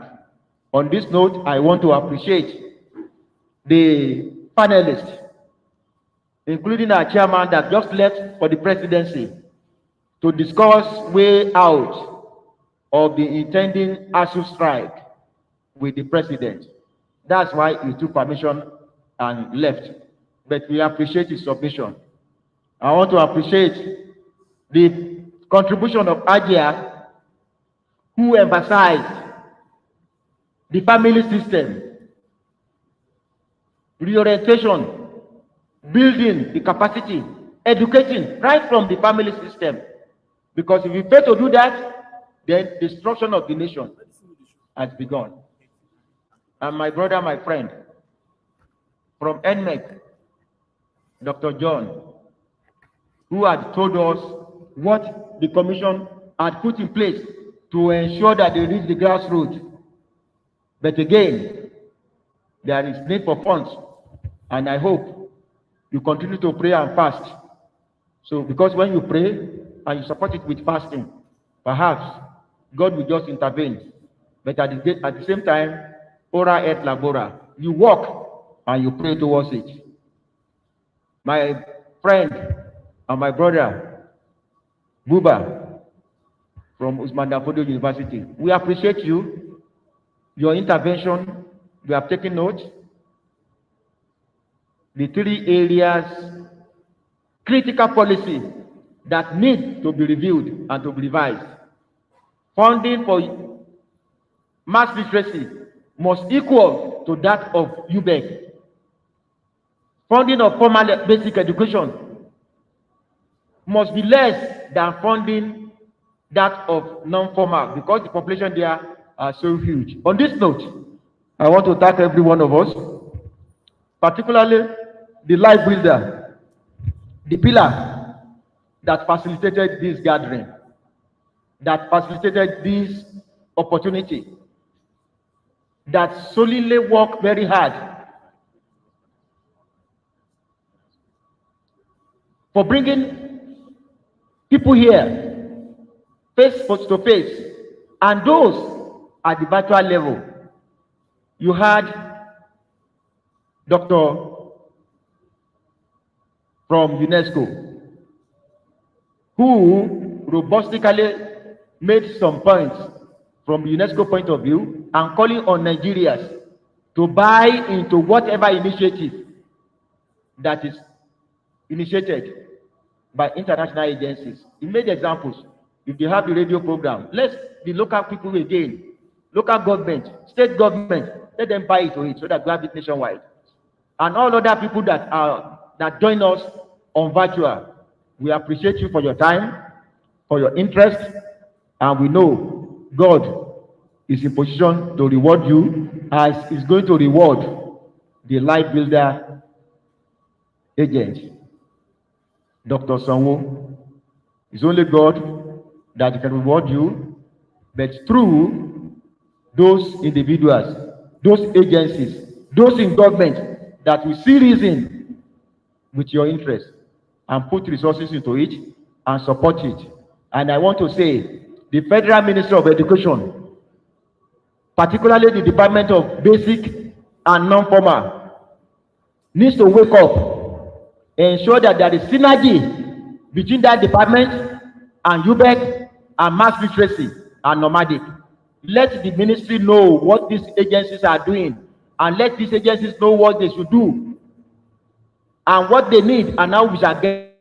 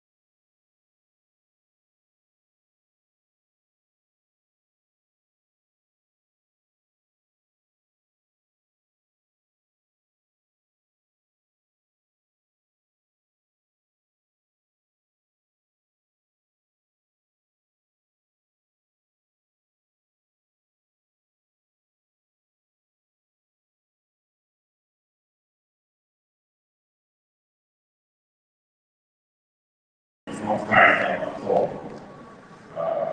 What are the existing institutions that have been set in place for the enforcement of proper implementation of the military resources that are available in schools? And prevention, the school is found one.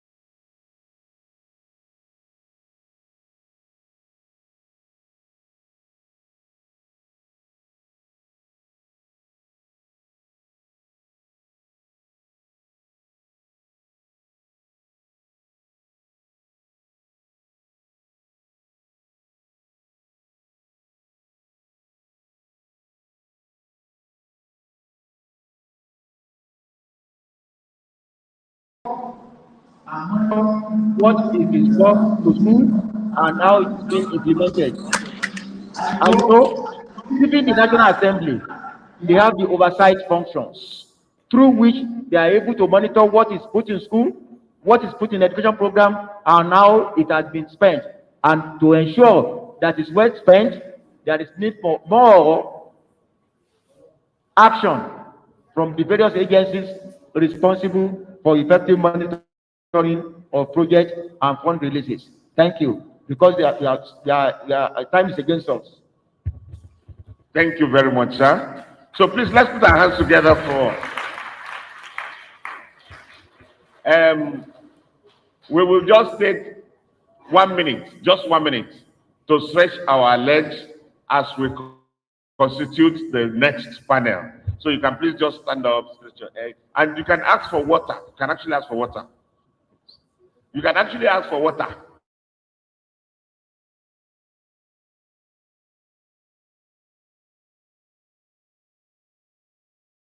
I know if I ask you to say you should ask for water.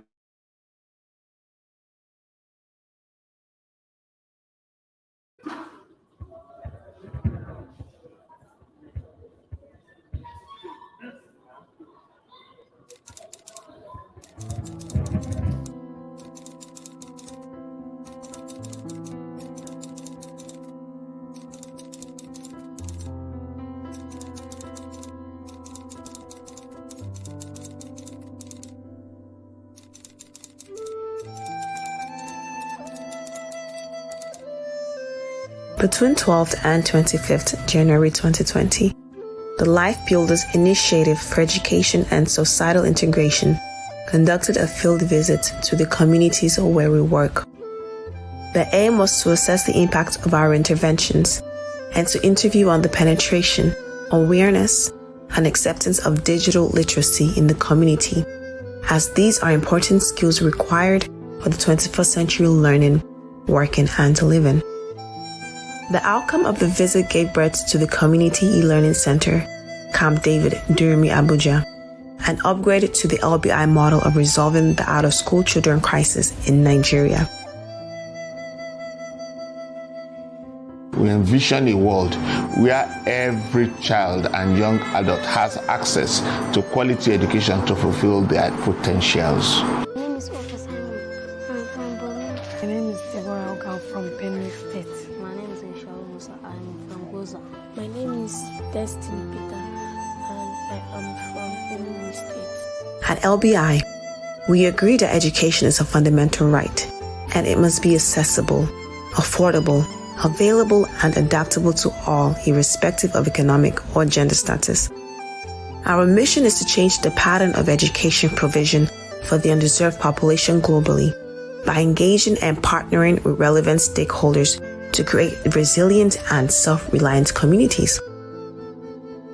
The COVID-19 pandemic has indeed altered the pedagogy of education.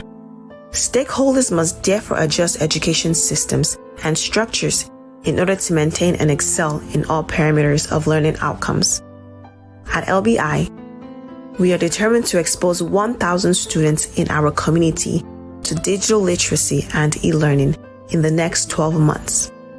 Case study shows this in turn will improve the students' capacity to self-learn even in a pandemic and equipped for the 21st century learning, working, and living. The Community E-Learning Center will also serve as a hub for the penetration and propagation of digital literacy in our community and beyond. Students can walk into the center to use resources at their convenience. School teachers and community women will also be engaged, as evidence shows that these groups are learning influencers. In 4 months, 200 school-aged children, 15 school teachers from neighboring schools, and 20 community women have all benefited from the computer literacy project with hands-on e-learning training. They are now better equipped to face the 21st century learning, working, and living conditions. Together we can do more. Together we can build resilient and self-reliant communities.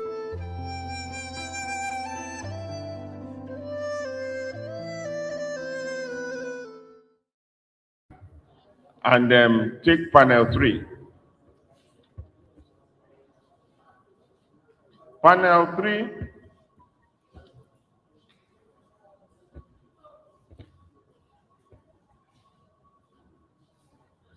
In panel 3, we have Mr. Emmanuel Ajonobade. Am I correct, sir? Mr. Emmanuel Ajonobade, please, representing the Corps Marshal of Federal Road Safety Corps. Please. Please put your hands together for him.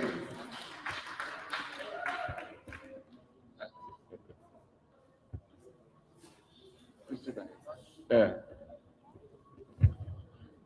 And then we have a very important person to me. His name is Ibrahim Musa. He's representing Alhaji Abdul Salam Ibrahim, the Chief Imam of Akwanga. Please put your hand together for the son of his. Please come.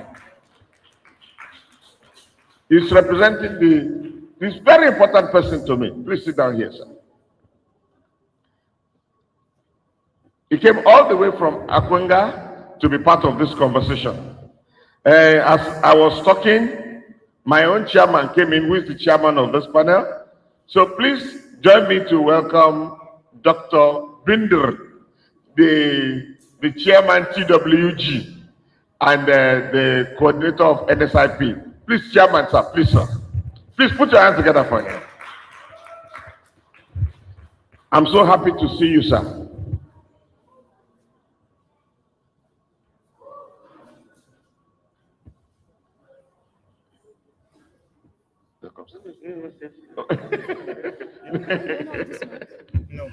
And then to moderate this panel, we have some other persons joining us online, but to moderate this panel, I will call again my very good friend all the way from Sokoto. I will not call your name. You come and call your name yourself. Dr. Nasir Baba. Please help me put your hands together for Dr. Nasir Baba. Now, I have missed something. I'm going to represent the... Please, sir. To represent the FCT Mass Education, I'm going to be calling Dr. Christian, please. I kept calling you Doctor. Mrs. Christiana, please come and represent the... Yes. Representing the Director, FCT Mass Agency. So that we can be, my chairman will say, so that we can be gender balanced. Now, the alternate school program, I cannot speak about it because my chairman is here. I was going to make an introduction, but my chairman is here. Therefore, I'm just going to allow him to speak. So please join your hands together as I welcome to the microphone Dr. Binder. You want to speak? Okay.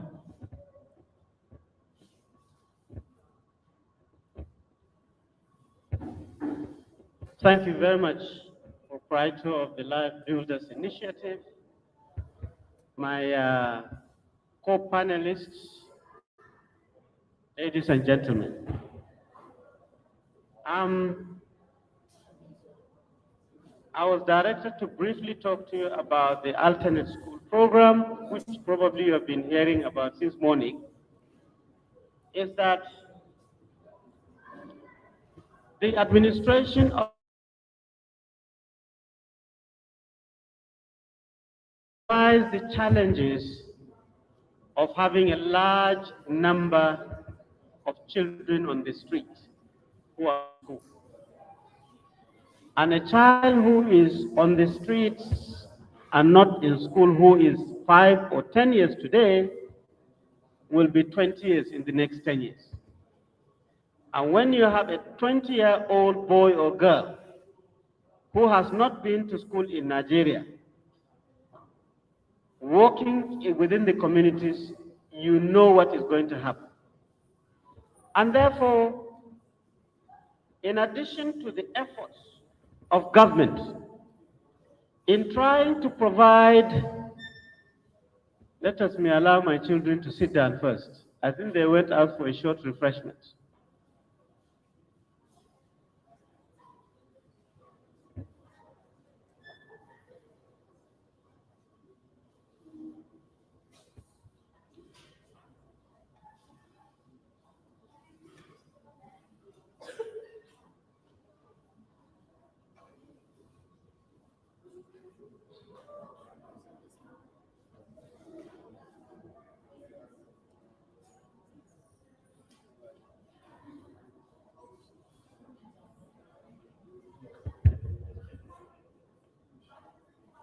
Okay.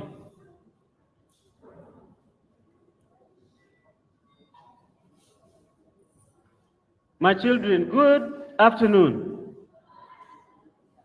I hope everybody has gone out and you are now more relaxed, yeah? Okay. You look like private school children. Are they private school? Madam? Yeah, I know. Because their uniform looks nice, your shoes are looking nice, and you look fresh. Anyway, so this alternate school program is not new. It's called ASP. And the proprietor here is a member of the committee. So the president said, how can I be the president of this wonderful country with the energy in Nigeria, with the diversity in Nigeria, with these large opportunities that you have in Nigeria? And then somebody will come and tell me as the president that we have between 10 and 14 million children walking the street like this? Then the president started crying. Said, this is not acceptable. But then they said, Mr. President, if you want these children to go to school, there must be schools. There must be teachers. If we're going to take all these 12 or 13 million children, and then he called the Minister of Education and all the commissioners of education from the state. Where are the schools? They say, Mr. President, the schools are not enough. So he said, okay, while we continue to build schools, while we continue to teach or train teachers and employ teachers, we cannot wait until we finish the schools and teachers before we now open gates for children. So he said there must be a way of taking schooling to children rather than trying to take the children to school. So that is how the alternate school program came up. Let me again allow some of our leaders to sit.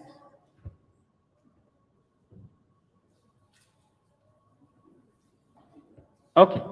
So, this alternate school children was born out of the compassion, commitment, care of the president to ensure that every single child, whether they are in the market with their mothers, whether they are in the workshop village with their parents and uncles, whether they are near the mama put where their mother is cooking, whether they are almajiris roaming the streets, whether they are in the dorms looking for things, whether they are in the markets pushing wheelbarrow, they must have access to some education. And that is the basis of the alternate school program. So the president came up with a steering committee of the alternate school program, a very large committee of every single stakeholder that is important, from the commissioners, from the ministers, from the non-governmental organizations, and even some children are all part of that committee. So that committee is chaired by two ministers. The Minister of Humanitarian Affairs, Disaster Management and Social Development, who is my minister, and then the Minister of Education. They are the two committee chairmen of that presidential steering committee. So we started having a meeting. How do we structure this alternate school program? And then we came up with, let us meet first and discuss on all the efforts that Ministry of Education is doing to reduce out-of-school children. And Ministry of Education gave us a very long paper. NGOs like these Life Builders also came, and they said these are the things that we're doing with children. State governments came. These are also the efforts we're doing with out-of-school children. It is out of all that, the committee constituted what we call as the Technical Working Group, TWG. And that TWG has 3 chairmen. I am the chairman of the Technical Working Group from the Ministry of Humanitarian Affairs. We have a co-chairman from Planning Commission, Ministry of Finance, Budget and National Commission, and then we have a co-chairman from Ministry of Education. And the ministers directed all the members to nominate their membership of the Technical Working Group. And our Oga here is a member also. So, before you hear the details of what is happening, we now need to listen to our experts first, and then we cap it all later with what actually the ASP of government is doing. So, Ogasa, come and help me so that we can introduce our very powerful presenters. So, the session has a number of intellectuals in these areas, and you can see based on the Oga Kota Kota, there's gender sensitivity. In fact, this lady you see sitting there can swallow all the men, including us. So this is not fair to the men because she is a very powerful stakeholder. And so I will request my Oga here to introduce them and then gradually bring them to the podium to make their short presentations, and then we can facilitate the discussions, and then hopefully we can conclude on some things that can be useful. Okay, sir. Please put your hands together for. So, thank you, Chairman. I will hand over to the moderator who has been preparing for it. Thank you, Chairman. Thank you very much. The chairman of this panel, my distinguished panelists, ladies and gentlemen, we're going to discuss the alternate school program of the federal government of Nigeria. And Dr. Bendir has given us a rundown of what has been done so far. The federal government of Nigeria introduced this program, a steering committee was set up. That steering committee got input from different stakeholders in education, both government and non-governmental. And we have technical working groups. So it means basically we have all the structures in place to kickstart this program.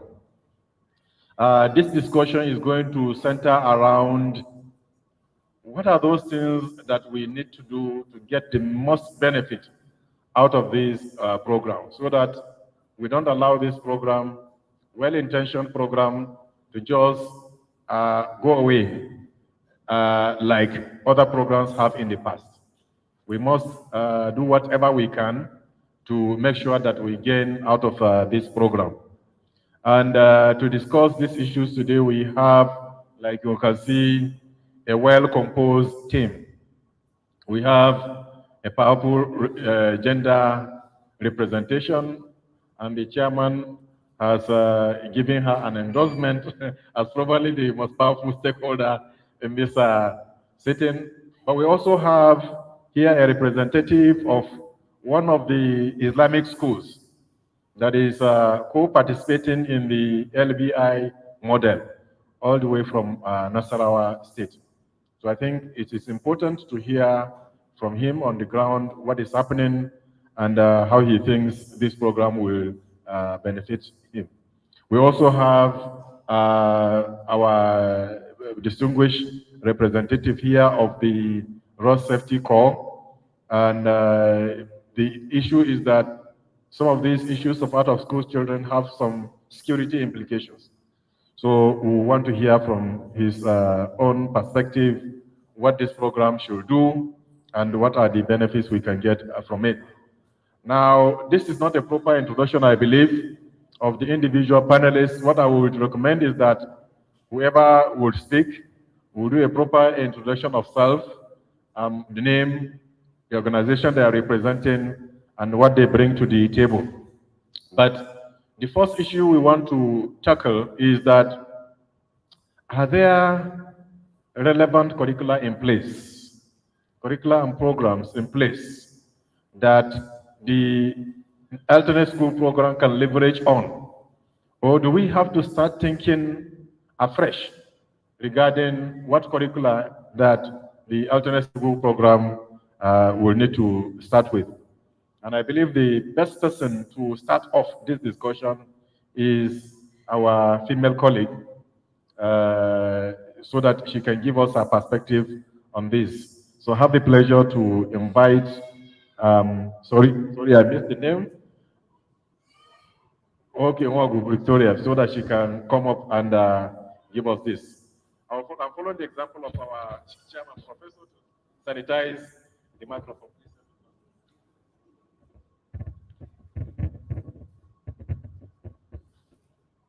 I want to sit. I don't mind her. Okay, thank you. Good morning, sirs. Good morning, everyone. I must say that the FCT, Department of Mass Education, is very happy to be part of this program. And I must sincerely thank the organizers of this program. They've done noble. As a way of introduction, my name is Mwog Victoria, but I'm representing my able and amiable director, Mrs. Hajarat Titilayo Alayande, as we had it yesterday, the Iron Lady of FCT, Department of Mass Education. So going straight to the issue of curriculum, which is, of course, the starting point for any educational program. For FCT Mass Education, we don't have anyone on ground, and we are kind of asking that a program should be set for this particular group of people in terms of curriculum. I don't know if I'm permitted to also maybe enumerate what the content of the curriculum should be. You know, in a situation we have at hand, FCT, as everyone knows, as our acting secretary pointed it out yesterday, is at the receiving end of out-of-school children. The northern part of Nigeria has been so stressed in terms of insecurity, and almost everybody from there is running down to FCT, and we happen to have a lot of settlement of IDPs. So, like we have already started some things on ground. So I want to talk in terms of what we have done. And of course, it is the same thing that brought us in contact with the life builders. We have adopted for now 4 IDP camps. Among them is the special need, that's the physical challenge group of people in Karimajiji area, you know. So for them, we have already started a program. We have already taken data, that's as in statistics, of the number of out-of-school children in that environment. Actually, it's a settlement of disabled or physically challenged people that the former minister had to find a place and put them, you know. So now they are parents with so many children. Some of the parents have no handwork, have no form of education. So our literacy program curriculum is what we have been using, which we adopted from NNEC. Then for skill acquisition, we had to make the one that will suit them. We have what I would call soft skills. We started with the one that they are used to, like making of kose, making of masa. So the program content is on the methodology. First week, what are they supposed to learn concerning any of this stuff? So facilitators were sent to them. And for now, the curriculum is just restricted to FCT DME for now. But as the nation is handling a wider curriculum, I may equally suggest that they may also borrow a bit from FCT DME. Thank you very much. Thank you. We have heard from, because that's why I said that question rightfully belongs to her, because Madam is from FCT Mass Education Department. Now, we have heard that they are using the MEC literacy curriculum. And we have heard from her what are the content areas that this curriculum teaches. Basic literacy content, skill acquisition, soft skills. Now, maybe what I would want to add here is that almost at the same time that the ASP program was being launched, the NERDC also launched Accelerated Basic Education Curriculum, ABEC, A-B-E-C, which has been approved at the NCE, that is the Nigerian Council on Education level, exactly. So I believe that will be a big addition so that the technical group working on this ASP need to engage with NERDC so that we see how this curriculum can fit into the design of the accelerated school program. And I believe the chairman, Dr. Bendel, when he was talking, also mentioned the fact that there have been several curricula and programs and materials that have been developed by NGOs, international donor organizations, which they have implemented in several states across the country. I think it is also very important we identify what these programs are, what curriculum they have implemented.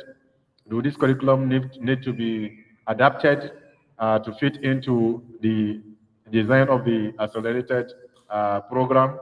Now, apart from that, even some state governments, like Kano State Government, at least during the, I think, last administration of Shekarau has been very proactive in bringing up the idea of this curriculum for the integrated Quranic schools. IMEC also have several curricula because they have the harmonized integrated curricula for Quranic schools. They at one time also developed a curriculum in conjunction with UNICEF for out-of-school boys and then out-of-school girls. I believe I'm bringing all this to our attention so that at the technical level, these are some of the things that we need to mind. I think it's a very important contribution that you have made there, Madam, and we thank you for your participation. Now, let's look at this problem of out-of-school children from another perspective, and that is the security angle. Now, in fact, in his wisdom, that is in its wisdom, LBI decided to invite representatives of some of these security agencies so that they could make an input into how or what is the implication of having this number of out-of-school children on the security situation of the country. That's one part of the question. And then from what has been described of the alternate school program, do you think that if this program is implemented, it will help in addressing some of these concerns you have? And to answer this question, I will call upon the representative of the Co-Marshal of the Federal Road Safety Commission. You're welcome, sir.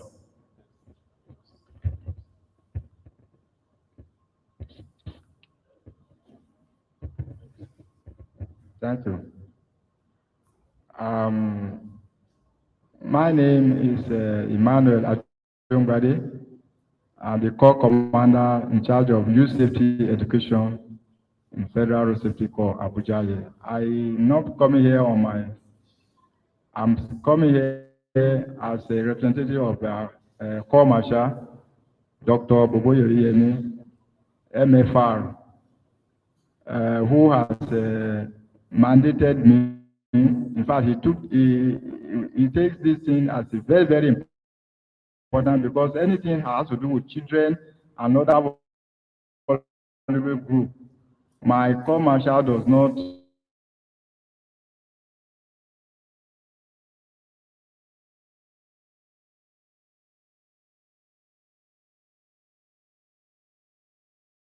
immediately he single it out and send it back to us that we just have to attend.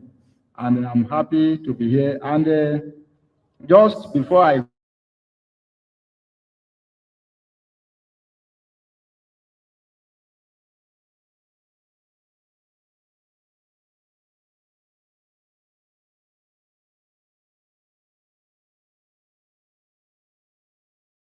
environment in Nigeria, which we are pursuing. However, in the course of doing that, we discovered that when road traffic crashes in particular has a lot of effect on school children and their parents. Because if it's only when the children are even safe in the first instance, or the parents are safe, that's when they will even go to school.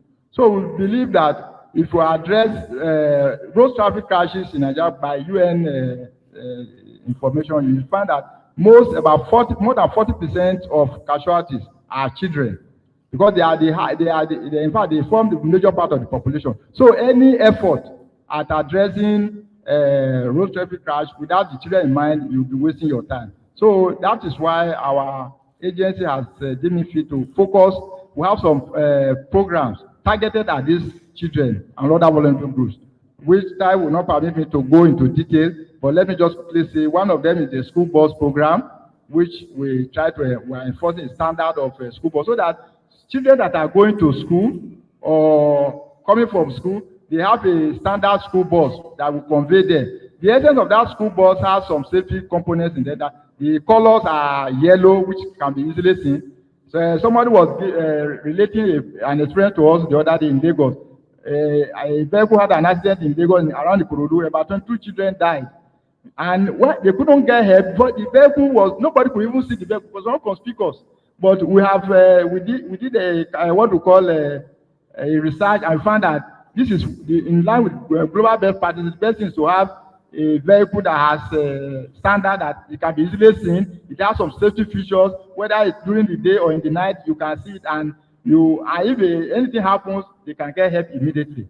Not only that, we also have, which is probably more important, there is road safety education has already been mainstreamed into the school curriculum. As we speak, we've started implementing it since 2012, and we are continuing, whereby we believe that the best way to get students, pupils in particular, is to put something in their curriculum so that they will learn it, and as they grow up with it, and the nation will be better for it. So this is ongoing, and I also want to say that not only that, we have desk officers in all our formations that are monitoring the implementation of this program. We are not usurping the role of monitors, supervisors, our quality assurance personnel of various ministries. Rather, we are complementing their roles because we believe that in doing that, anything you start, if you don't monitor and evaluate, that program is as good as its failure on arrival. So we have taken it upon, our commercial was so passionate about it and felt that the best way we can do it is to be monitoring it on regular basis, of which we even develop template for monitoring. I just left a training session now where we train some of our, this YSC, we call them youth safety education desk officers in all our field command. I just finished their training when I was coming here to train them and improve their skill on how best to monitor this program. And I'm so happy with the support we are getting from Ministry of Education and even JCCE as well as other stakeholders in this regard. Not only that, the presenter was talking about life improvement skills.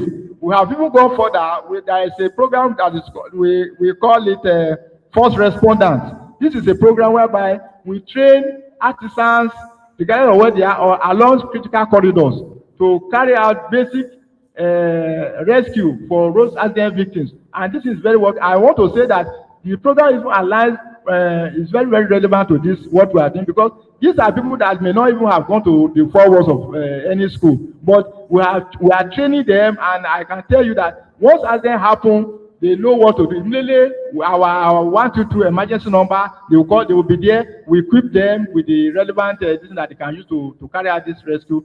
And I want to tell you that we are monitoring and we continue to train them to ensure that they deliver on their on these noble objectives. I will say that let me not just go into a few programs, other programs that we are doing. The driver license scheme, as you see it, you may think that it's just something to drive. No, it's more than that. The driver license the driver license, as you see it today, has certain information. Apart from solving identity problem, we have improved on it, whereby a driver license now can be seen as a competency-based certificate, whereby it's no longer the time that you just sit down in your house and collect the driver license. Now you have to go physically and you sit down before a camera and they will capture your biometrics so that in case anything happens, you can be traced. Not only that, there is a blood provision for blood group there, so that in case something happens to you, whether although the children are not supposed to have driver license, but what about their parents? What about their guardians that are driving? What about the drivers conveying them to school? So we use this mechanism we have a robust data system whereby you can, in case they need a blood, that one can be done. What about the number plate itself? The number plate, through that, we have also improved on it, whereby anybody driving with a vehicle, that number plate can be tracked, it can be traced. Once it is properly registered, that's why we also insist that people should not try to cut corners. Try to follow due process. Once you follow due process, all this data will be there. And not only that, we share this information among other sister agencies, whereby no matter what happens, at a click of a button, he will get information once the right thing is done. Coming back to your question, time will not, I don't want to monopolize the discussion. I just want to say that FRSC initiatives, in particularly is targeted at improve not only security components, which some of which are already mentioned. In particular to this area, you agree with me that there is always room for collaboration. We continue to collaborate. Any area you feel that FRC can be useful, we are already ready. Come and ask and send me that message that we should be able to collaborate not only with you but other relevant agencies to improve so that school children, the number of school children drop out will be reduced drastically. And I want to tell you that I'm not blowing my own trumpet. Our effort in this regard to some extent accept the number that we are pending, that is about 10 point something million. And I believe the probably will be more. I didn't mean if we are not doing our work to ensure safety of these school children. So we will rely on, we expect more cooperation, and we will continue to cooperate with other stakeholders like this Life Builders Initiative. Is a very good thing. We are happy to associate with you and we continue to wish you all the best. We are already ready to cooperate with you to move this nation forward. Thank you very much.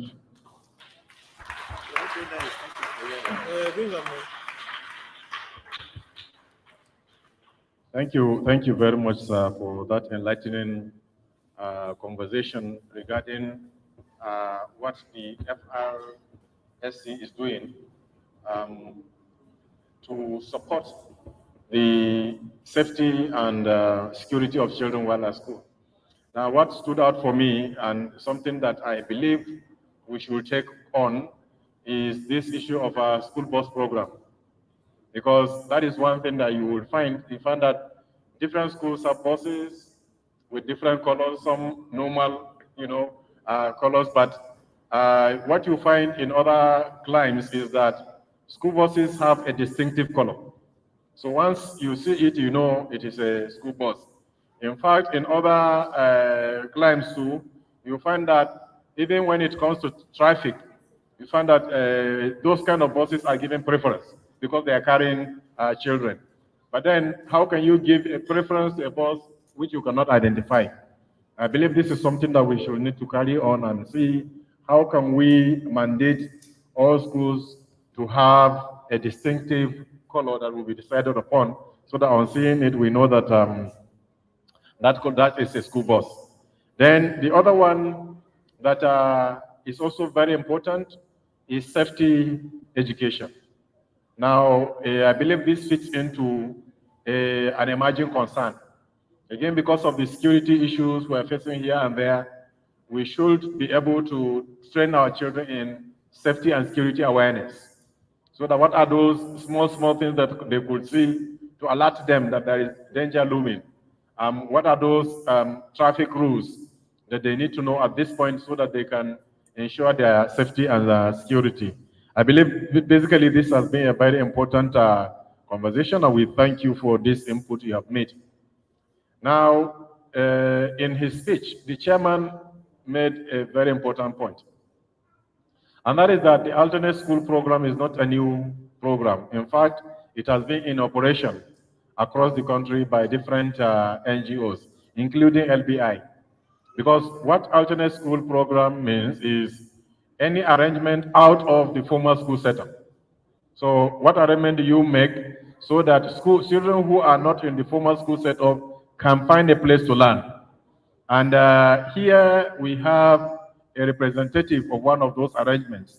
Because like I indicated in my introductory remarks, LBI is working with a number of Islamic schools across different parts of the country. And one of them is from Nasarawa. So we want to hear from him, not just the theory, but the practice of what are they doing with LBI, with the LBI. What programs do they have in place? But more importantly, how do these programs they have in place fit into the alternate school program? Or what do we need to do differently? Now, because of language barrier, I would ask him these questions in Hausa. when he responds, I will try and give you a summary of what he said in English. Malam Ibrahim ko? Okay, barka da zuwa. Kamar yadda muke bayani, muna magana kan wannan tsari da gwamnati ta hito da shi na samar da wani tsari wanda yara za su iya koyon karatu ba lallai sai sun je makaranta ba. To kamar yadda nake ma jama'a bayani, kuna aiki da LBI da su Dr. Sanwo na kuma dama wannan tsarin kuke. Tunda ku makaranta tsangaya ce nake sa ran. So kaga kenan tsarin ku ya zo daidai da abin da gwamnati take bukata a yi. So yanzu damar da zan baka sai ka ɗan ma jama'a bayani shin wani irin tsare-tsare ne kuke yi haɗin gwiwa da mutanen LBI da su Dr. Sanwo. Akwai abubuwan da kake ganin ya kamata a inganta, sannan shi Dr. Sanwo individual ne, ma'ana yana yi a matsayin kanshi. Wane mataki ko wane yunkuri gwamnati za ta iya yi saboda ta taimaka. So tambayoyi ne uku a dunkule. Na ɗaya, me kuke yi tare da LBI? Sannan me kuke ganin kamar ya kamata a ce an ƙara ko an inganta? Sannan wane rawa kake ganin gwamnati za ta iya takawa wurin wannan aikin da kuke yi? Bismillah. Bari.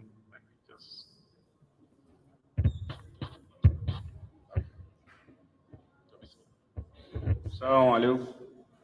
A gaishe da mai girma ciyama da membobin wannan kungiya da al'umman wurin nan da suke nan gaba daya, a matakan gaisuwa na kiyaye.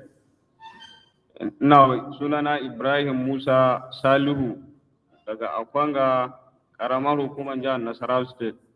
Ina wakiltar limamin Akwanga, Alhaji Abdulsalam Chief Imam of Akwanga.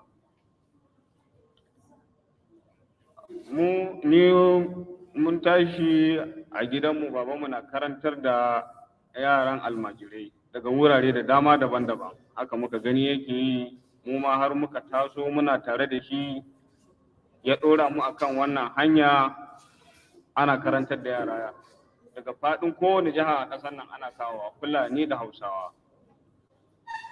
Mun waye gari cikin ikon Allah, wata rana wannan kungiya suna da wakili a yankinmu, ya zo ya introducing kanshi a wurinmu, har mu ya dan kwashi yara da suke karatu da bidiyo akan abubuwan ci gaba da suke kokarin kawo ma bangaren irin wayannan makarantu. Kuma Allah ya sa mun fahimci juna da su, abubuwan da suka zo da shi yana da alheri a tattare ga wannan makaranta. Dan in ban da su ba taɓa zuwa an yi wannan irin program din, wani ya zo ya ɗauka akan cewa za a kawo wani ci gaba da zai shafi yara na makaranta a wurin ba. Mun gode ma Allah da ya sa har suka samu daman suka tuna da mu, suka waiwaye ma wannan gefen. Bayan haka ina ga yau bai kai sati ɗaya ba ma, akwai wani ƙungiya ana kiran shi NGO, su ma sun turo wakilansu, an ɗauki hoto da listin yara waɗanda suke wurin da agreement paper na gidanka ko fili waɗanda aka ce daga federal ne, su ma suka forwardin zuwa state. Ana neman a tallafa ma irin waɗannan makarantu saboda su ci gaba. Mun yi wannan, mun tura ma stakeholder mu, ya rage yanzu muna sauraron su ne abinda su ma suka kawo ma tarayya nan matakin da suka yanke. Muna farin ciki da wannan abubuwan da Dr. Wane ne shi ya fara nuna mana wannan abun, ba mu san ana yi ba. Mun tashi, babu mu ya fi shekara 50 a Kwanga, ma ya ce shi bai taba ganin wannan program da ba taba zuwa musamman har gida an same shi da irin wannan program din ba, sai akan wannan. Daga wannan kuma kungiyar NGO ita ma ta turo, an zo an yi. So mu fatan alheri muke ga wannan kungiya. Allah ya ƙara ɗaukaka ta da abin da ta sa a gaba, ya taimake su dukkanmu gaba ki ɗaya, ya biya mana bukatunmu. Su ne idanunmu, su suke zuwa su duba idan su miƙa ma gwamnati kukanmu. Yawa, godiyan da muke musu kenan.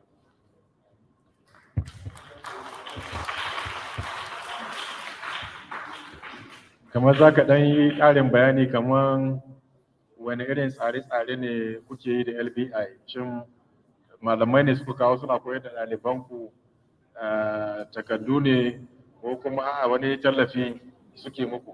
In za ka ɗan bayani kaɗan.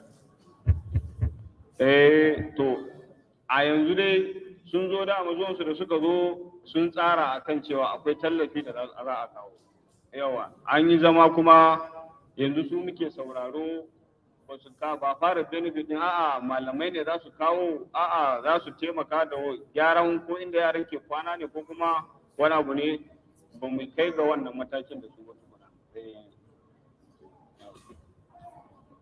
So thank you very much, Mongode Kwarai. If I can quickly run over what our panelist, Malam Ibrahim Musa Salihu, has said. He said he is representing his father, who is the chief imam of Akwanga, and his family has a long tradition of Islamic education, training children from within the vicinity of Akwanga and also from outside of Akwanga. And what they have been providing is Islamic education along the line of the traditional Quranic school system, meaning that what they do is the teaching of religion almost exclusively. That they met LBI through their staff. It appears the LBI has a staff or a representative around that area, and who introduced them to the kind of activities that LBI is doing. And the LBI rep came, took pictures and videos of their activities with the aim of supporting what they are doing. He said the beauty of it is that for all these years, they have been engaged in providing education to children. Nobody has ever done that to them. That it's the first time that they were receiving such support and recognition. Now, he said probably because of the interest LBA had shown in them, another NGO has come in, and they have also examined what they are doing.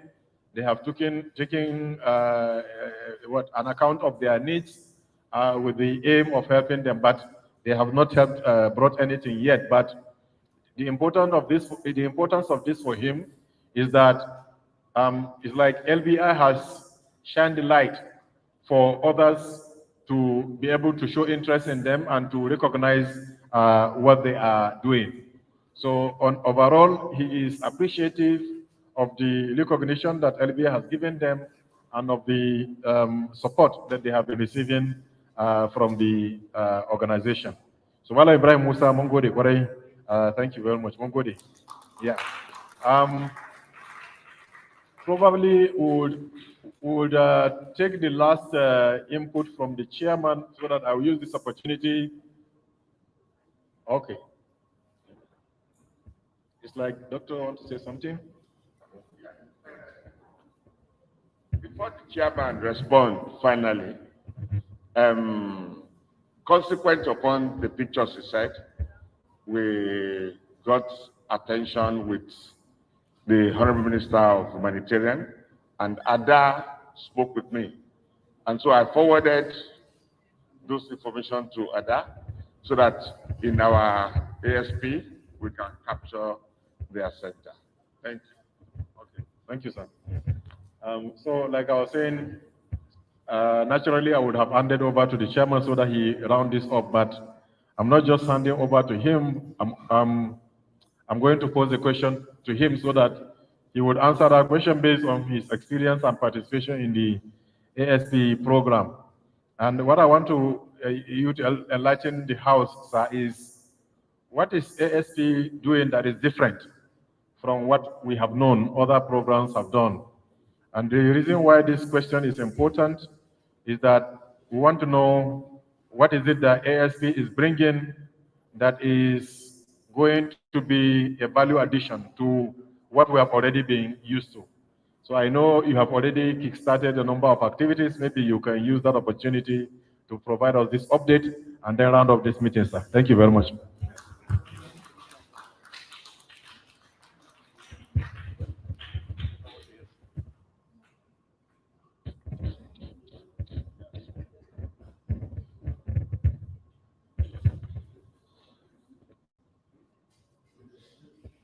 in ASP, we will also provide sanitizer. Okay, you have heard the presentation from the FCT and the efforts. We've also heard from the angle of the road safety to do with safety of children. We also heard from Malam on the tiny opportunity to capture children and mainstream them into formal education. Now, our lead, our headmaster, so to say, has asked two questions. What is different now with this ASP from what have been happening? Trying to look for children out of Nigeria who are out of school to get them to get educated has been going on. See, our second headmaster has just arrived. Oga, our second headmaster has just arrived. So you better go and welcome him. The mother of Almajiri education, the father of Almajiri education in Nigeria. Anyway, so, and then he said, what is this government's ASP bringing to the table that is new? Now, first, this ASP, just like he said, is not trying to do another traditional schooling. You remember when during President Jonathan's administration, we had Almajiri schools. Good idea, but it is still a school.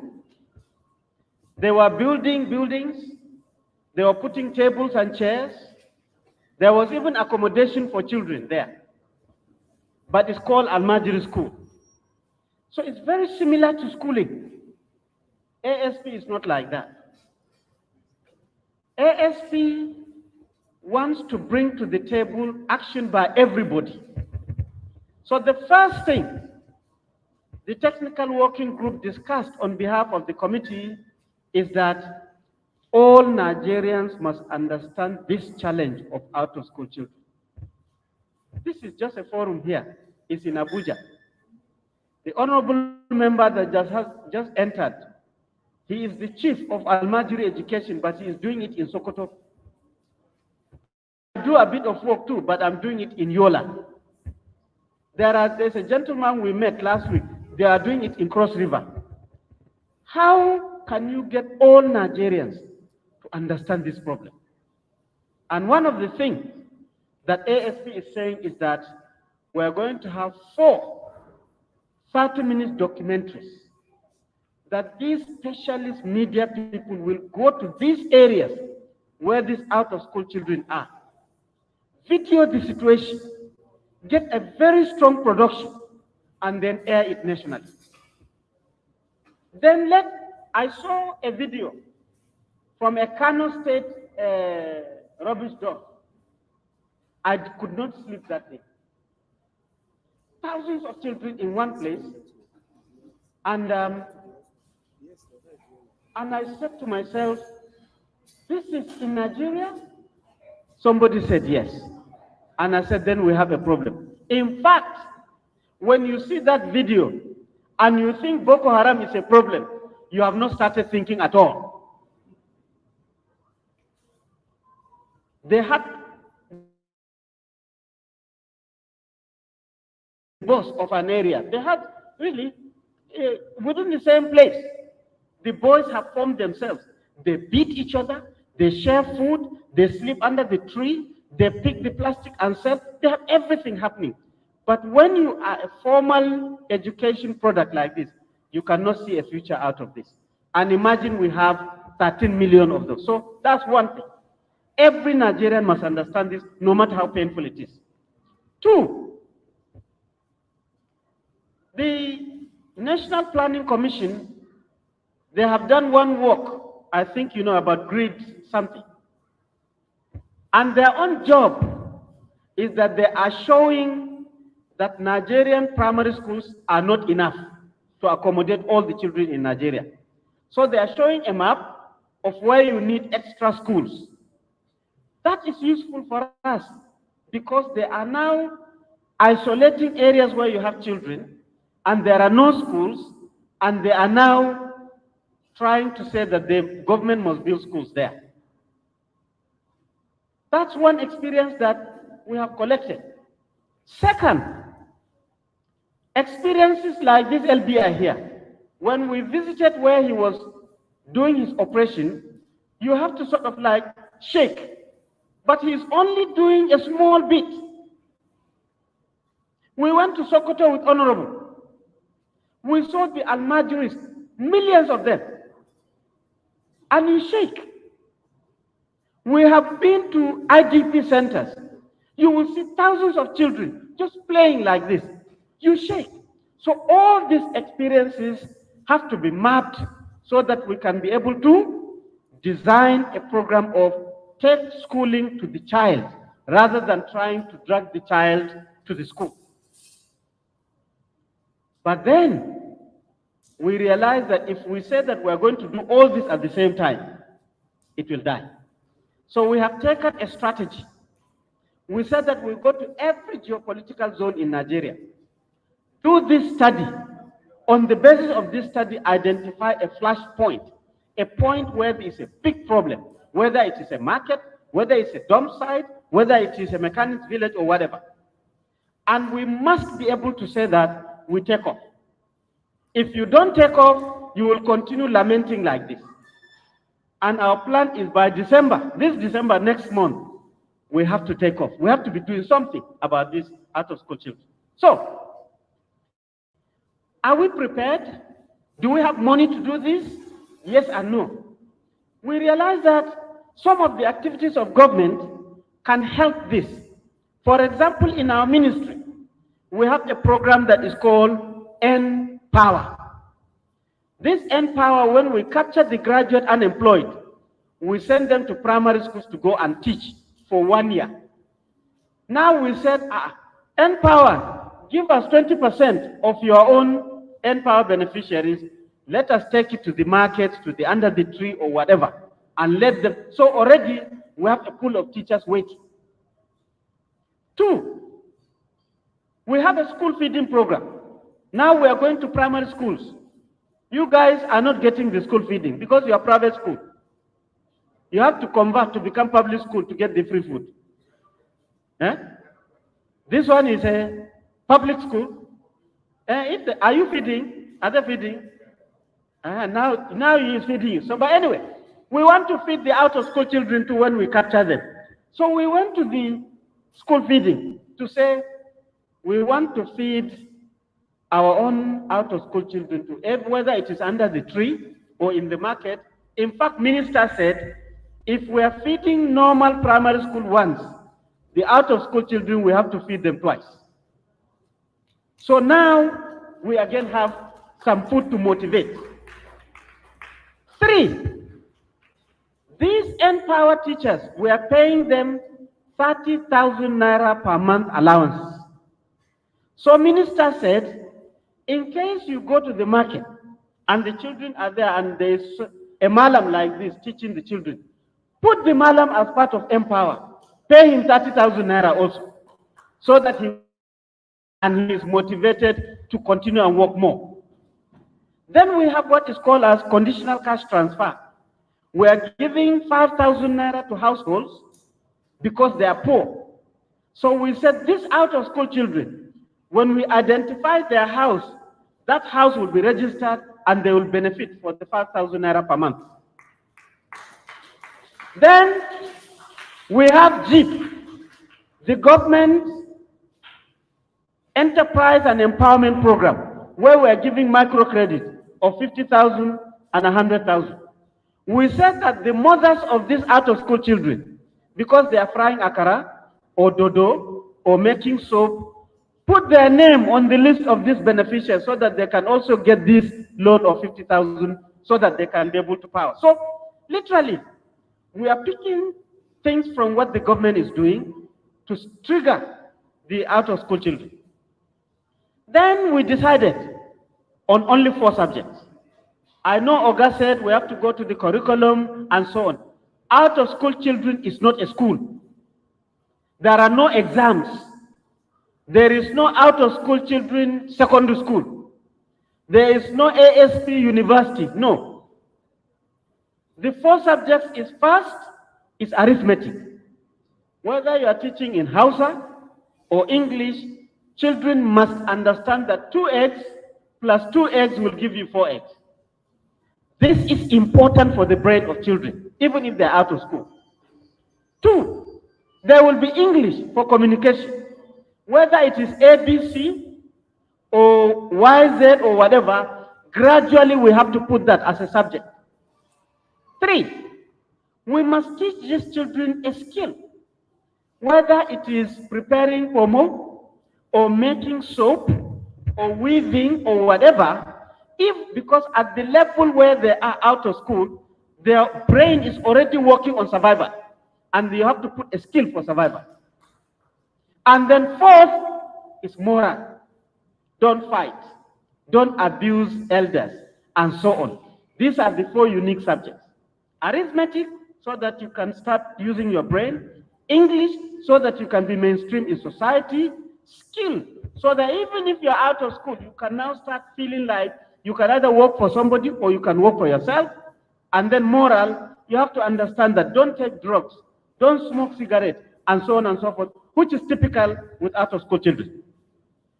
Then, finally, sir, we invited a lot of people with technology.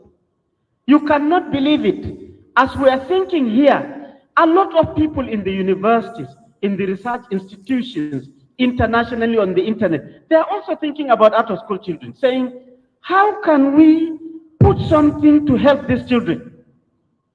We got a lot of people. There is somebody who came up with a talking pen. A pen like this. You put it on paper, banana. You do like this, it will say, banana, in Nigeria. But then, you press again, you press it. It will say, ayaba, in Hausa. And then you press it again. It will, what do you say, ayaba in Igbo? Ayaba, is it? Whatever it is, you know. So, this is a Nigerian who came up with, if a child is out of school and you put pictures, they can go with a pen like this and touch it in any language, our major languages, and the pen will speak to them. So we say, hey, come here, you are a friendly person. So we now put that in the pocket of our district. Many, many technologies. Now I'll bring the technology so that let me show you one technology that I was involved in. You see a nice box? You see it? It's a nice box. But the picture is a unique picture. I'll open the box and show you this. I open the box. It's not a secret. It has wires for charging. And pull this device. It doesn't look like anything. But when I open it, it becomes alive.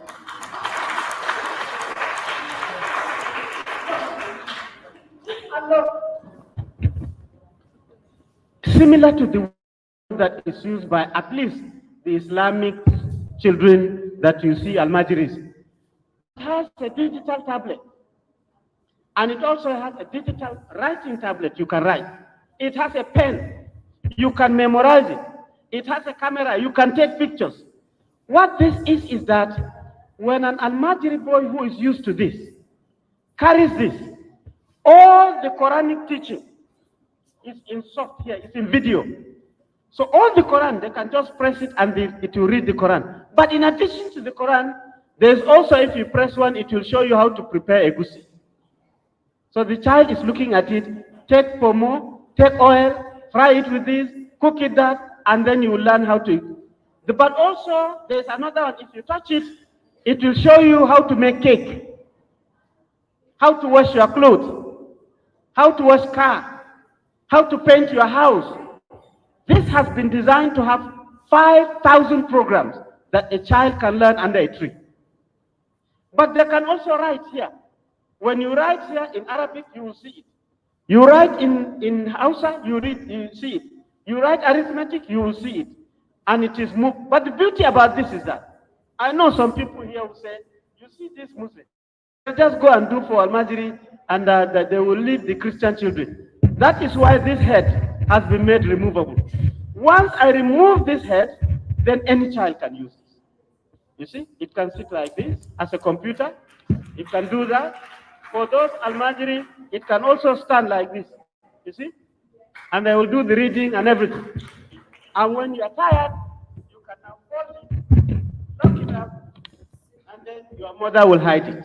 So we have many of these technologies coming to our committee. So, and it is technology. So somebody asked me, Dr. Binder, how much is this? I said, because you have two parts on it. Go and try to buy one part in the market. You will see that they will tell you 110,000. With these two parts, it's around 120,000. So, oh, but these out-of-school children cannot afford it. I said, no. This was designed for 120,000, but the out-of-school children will get it for free. Why? Because I will buy 3, and I will give it to 3 out-of-school children. The Senate President will buy 1,000 and take it to Yobe and give 1,000 out-of-school children. Our own headmaster will buy 5. He will go and give it 5 to out-of-school children. So the design is, this will become a constituency project for the politician. The president will buy 1 million of this, and it will be distributed to 1 million out-of-school children. So that is the design. Free to children, but all of us here, even road safety, has just promised that they will buy 500,000. Clap for them. So this is a summary of why ASP is different. But before I stop, to cap the difference is that everybody is on board. You know how this doctor we started? You know how we do things in Nigeria. Once you start, someone has done it before. You will say, I beg, get out. Is this new? Nonsense. So once we hear you saying nonsense, we bring you, you are part of the committee. Like this man now, he's part of the committee. We will give no room for criticism. Nigeria has to change. We will give you room for contribution for success. Everybody will enter this technical working. In fact, our headmaster is a member of the technical working group from today. I am the chairman. He is already nominated. Have you approved that he's a member? Okay. So this is what makes it different. And for once, we want to change this country because our president said we must change it.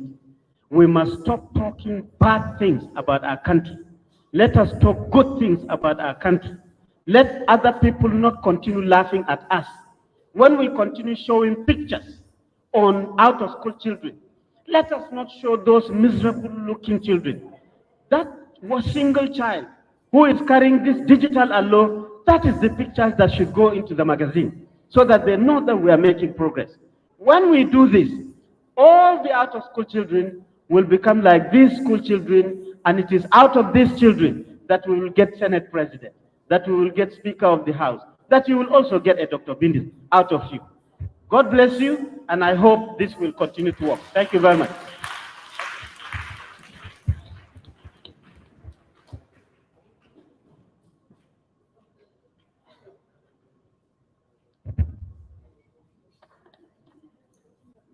Dr. Samo?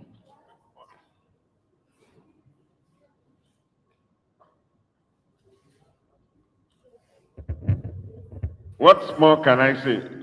While the chairman was on, Honorable Kakali came in, and it is just normal to call him up to round up this session. The third session, the third panel is already joining in, and but we cannot miss the opportunity. Honorable Kakali has been a big sacrifice to be here. Honorable Kakali, please, I don't need to introduce you for long. Please come. Don't you know him? Children, don't you know Honorable Kakali? Yeah, please come. Please put your hands together for Honorable Kakali. Chairman, are you going to donate this allo for me or for him? Choose between me and him. and give one of us. No, choose between me and him and give one of us. Choose. Choose between me and him and give one of us this alone.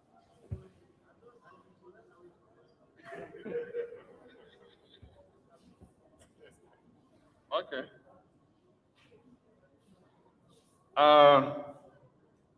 Members of the high table, especially the national coordinator of the National Social Investment Program, our teacher and our leader, Dr. Umar Bindir, Engineer Dr. Umar Bindir. Of course, the head of the school and the organizers of this program, particularly Dr. David Olatunji, and of course his very dedicated and supporting wife, the school children, other distinguished guests here. Good afternoon to you all. I want to apologize for being late. This is because of the constitutional duty that we are doing in the National Assembly currently concerning budget consideration of 2022. As you are aware, this is the time that ministries and agencies come to present their budgets and defend their budgets. So for me, it's very exciting to be here as usual, and I feel at home and comfortable with my leaders in this area of developmental challenge of out-of-school children crisis in Nigeria.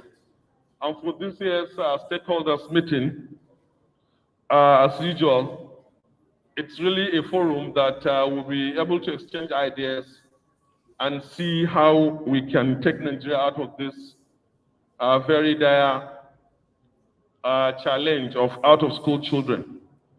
And let me use this opportunity to quickly commend His Excellency, the President of the Federal Republic of Nigeria, President Muhammadu Buhari, for establishing the alternative school program under the Ministry of Humanitarian Affairs, ably chaired by the Minister of Humanitarian Affairs, Sadia Umar Farouk. Of course, Dr. Umar Bindi is the chairman of the Technical Working Group.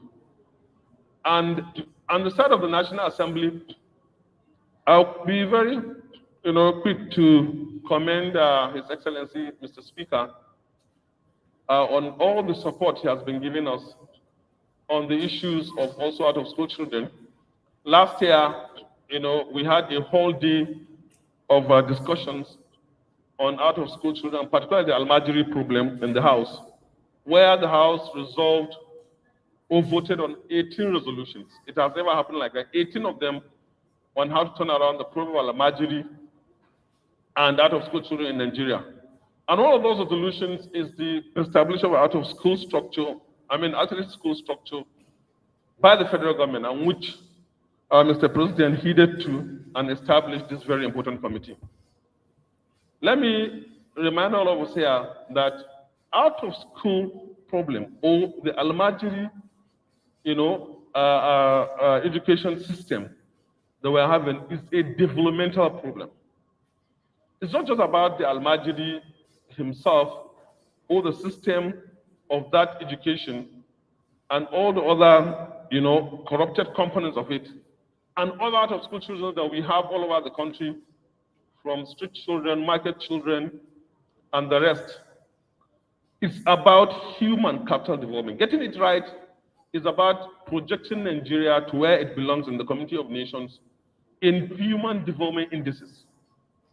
If we do not take care of this 13 to 15 million out-of-school children, Nigeria will always rank last and at the bottom of the ladder in issues that has to do with human development indices, from health, education itself, nutrition, mental health, and all other factors, urbanization, urban development, inventions, and creativity. So that chunk of 13 to 14 million is a huge number. I can tell you is probably more, that is more than the population of certain countries around us. Togo, Benin, even Niger Republic. Some of them have a population of 10 million or less. So an alternate school program that we have all been working on for the last couple of months is about reorienting Nigerians that education is way beyond, the brick and mortar conventional forms that we have known it about. Education, as you know, is not just the formal conventional way that all through the years it has been presented as. The four-corner classroom with a blackboard, and then you go through a regimental system.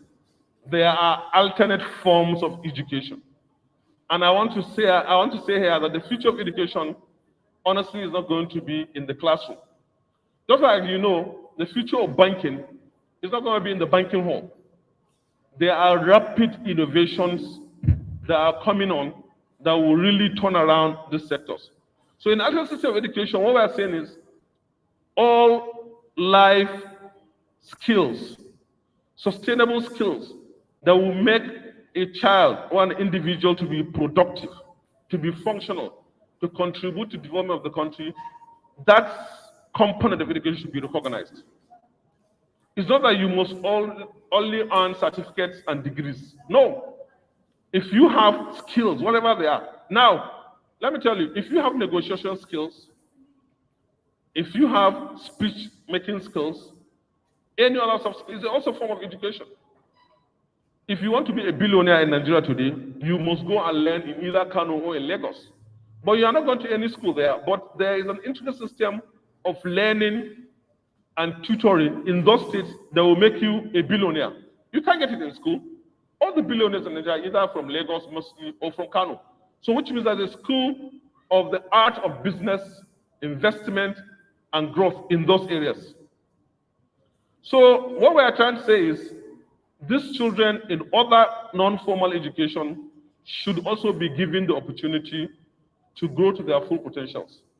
Their education should be functional, should be made functional and productive. Be the market children, street children, children in motor parks, and of course the Almajiri children. And all of these out of school children, there's another very important thing. The radicalization element or the extremism element. Every one of them is vulnerable to certain influences that can really bring about violence.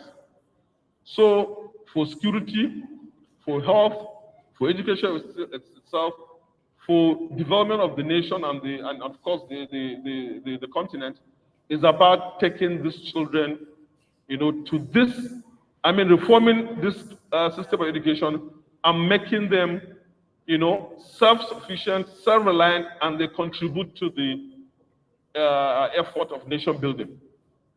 So, Agency for Mass Education and other non-formal education is one agency that we're very much interested in and we're working on.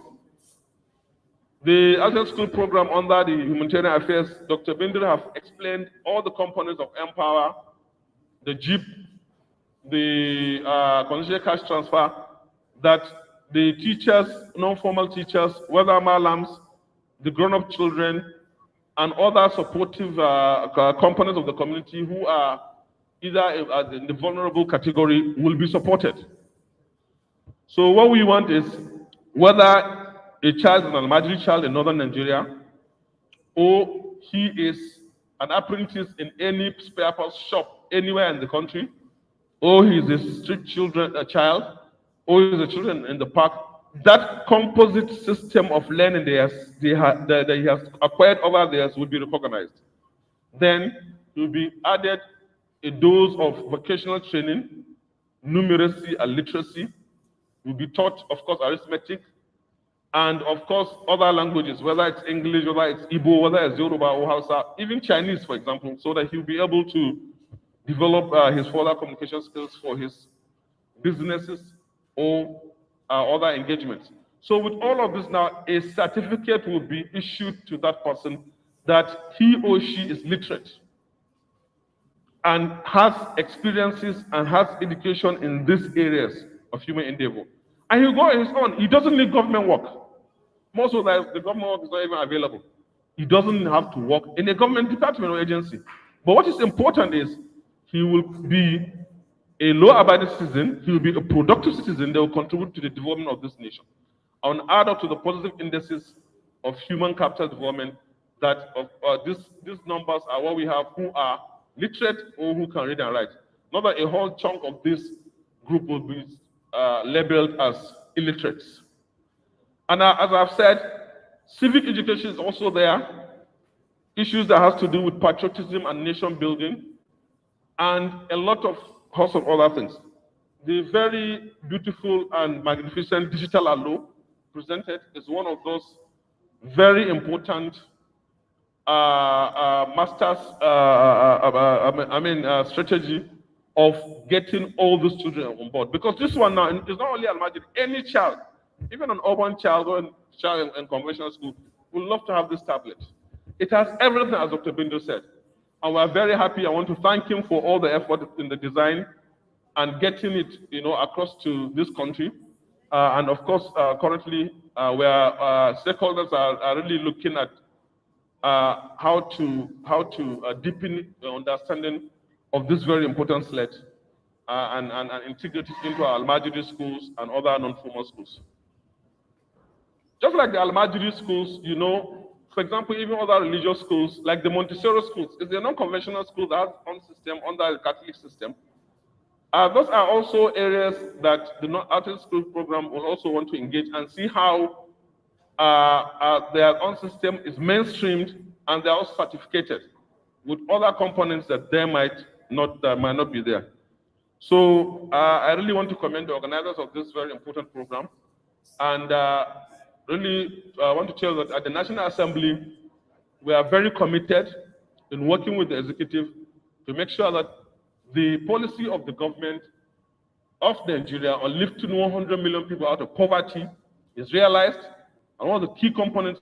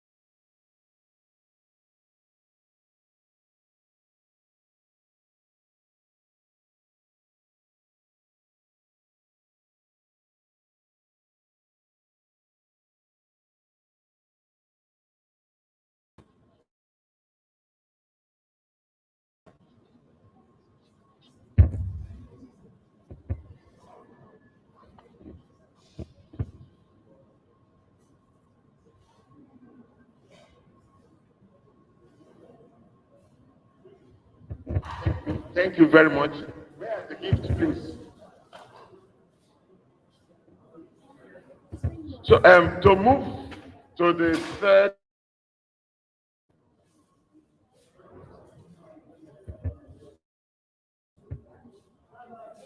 We will call on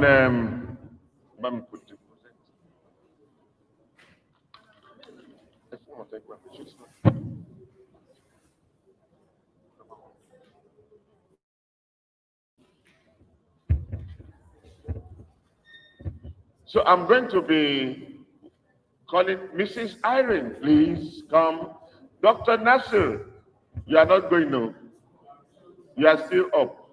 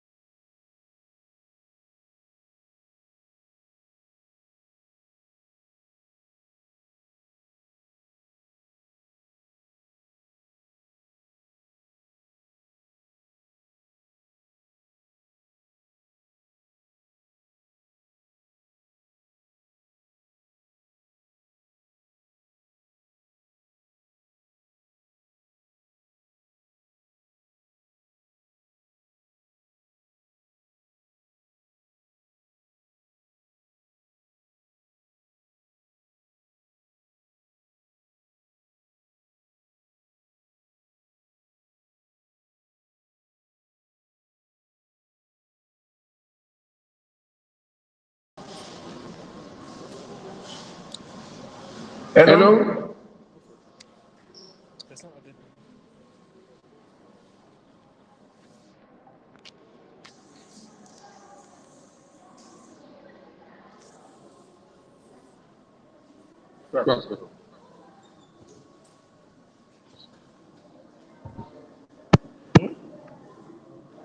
Finish.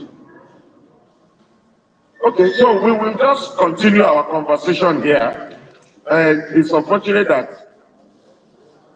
So let me invite to the microphone. Tell him to add the system. Stop now. Tell him to add the system. You told me yesterday that we should put our moderator in the house. If you were a prophetess, you start making money now.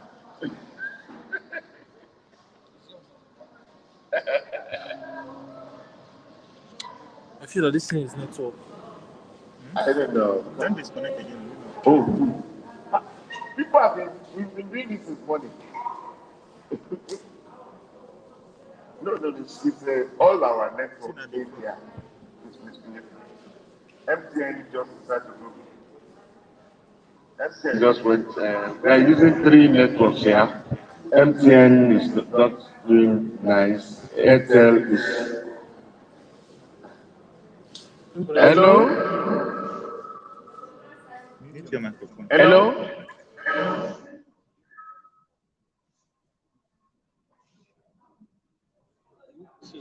Hola.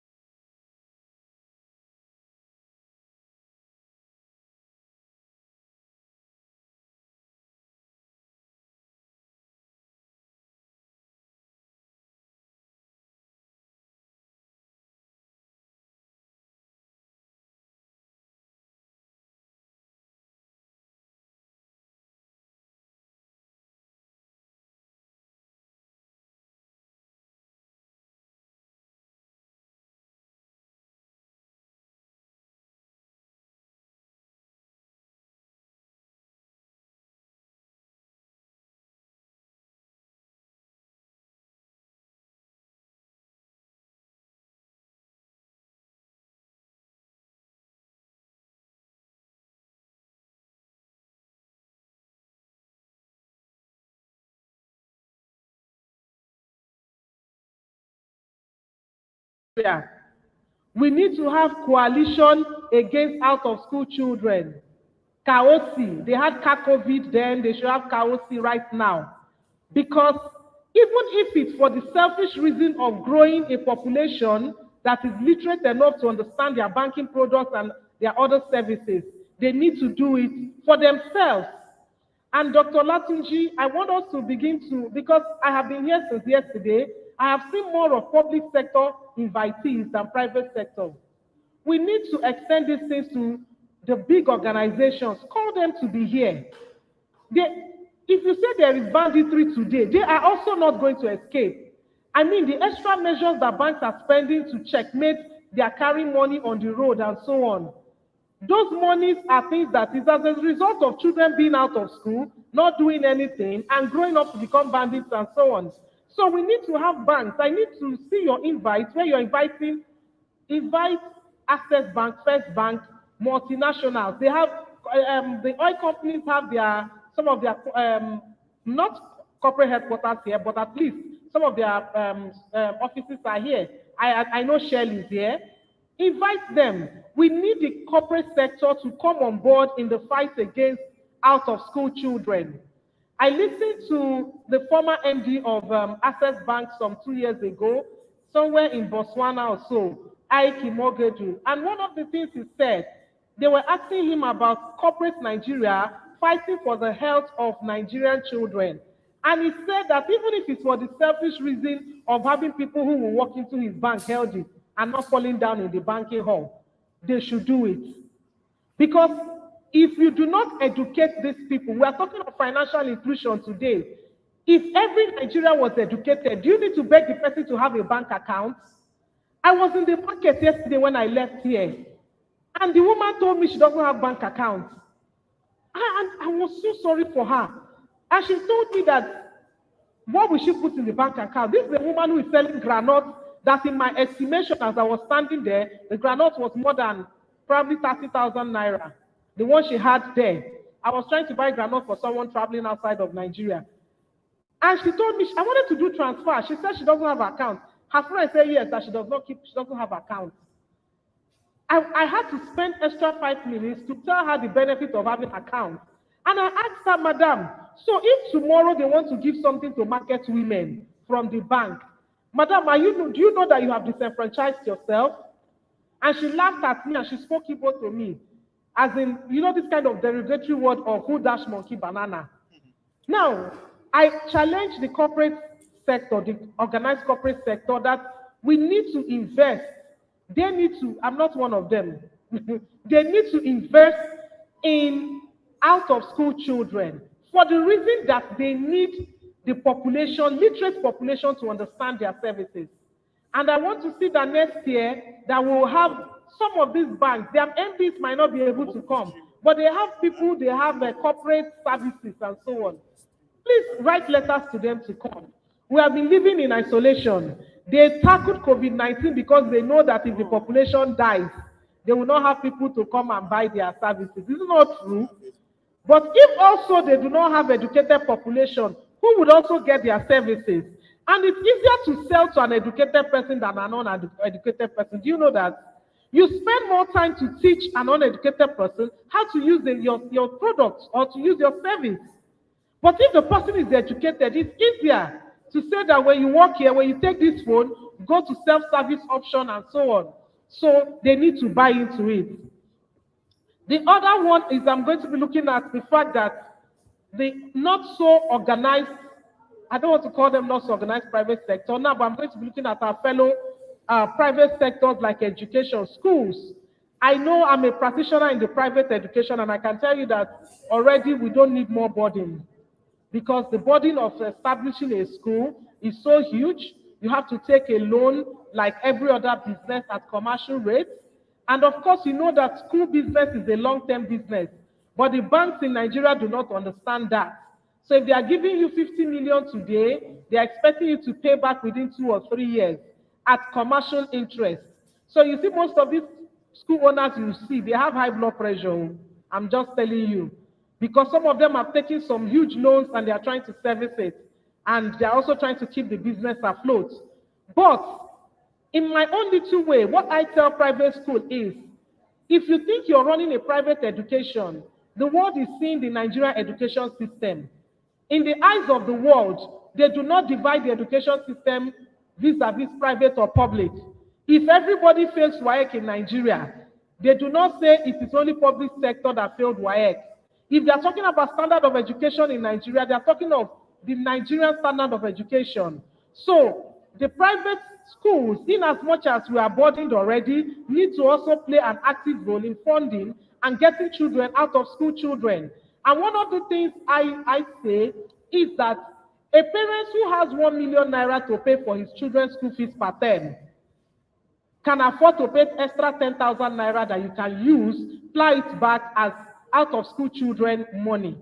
So a school can decide to have a PTA meeting where, of course, your parents are paying 500,000. I said, okay, sir, your child's school fees is 500,000, but there are some millions of children out there. We are trying to adopt a school, and their school fees is 5,000 naira per term.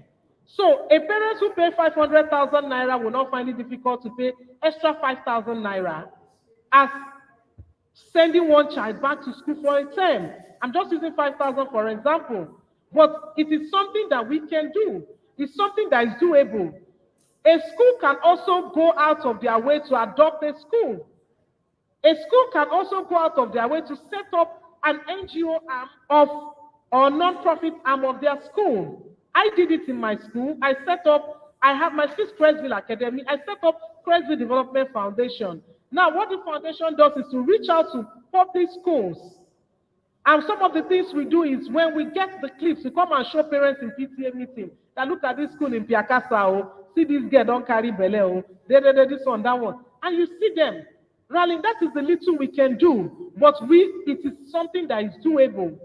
And again, a school can decide to partner associations, organizations like LBI, and say, okay, every term, through so and so money, we'll be giving you so and so. I said that the out of school thing is a pandemic and every hand must be on deck. The same way we tackled COVID-19, I'm sorry I'm using it as an example, but the truth is that everybody owned the issue of COVID-19. The rich, the poor, everyone. The house girl in the house with Oga Madam, everybody owned it. If we could own any situation like that, I'm sure we can tackle anything. And I'm looking at the way that private and public sector can own this. We, the private sector, have sat for too long at ease, thinking it's just a public sector thing and a few donor agencies. And I keep saying that these donor agencies will soon get tired of us. True, if you're not tired, Save, even they should be tired. Because they keep coming, they keep bringing their money and so on. Can't we help ourselves? So if there were no donor agencies, does it mean that Nigeria will not move forward? Does it mean that we'll not tackle out of school children? I don't think so. So it's time for us to look inward. I will stop here. Let me leave my further thoughts while I take more thoughts from other people. Thank you.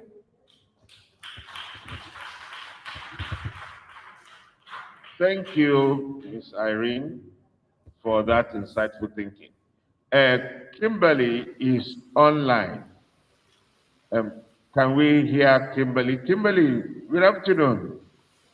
Good afternoon, everyone. Thank you so much. I'm so sorry for the technology challenges from yesterday and today, but I'm very pleased to join. I'm not sure if you heard a little bit about my background. I think my bio went up, but basically I am a banker by profession and a philanthropist. And when I was introduced to Dr. David and the Life Builders Initiative model, I was extremely impressed at the thinking outside the box to get these millions of children in Nigeria into non-formal education models. We all need to work together, government, private sector, philanthropy, NGOs, to find new ways to create new models of funding and pathways to tackle this challenge together.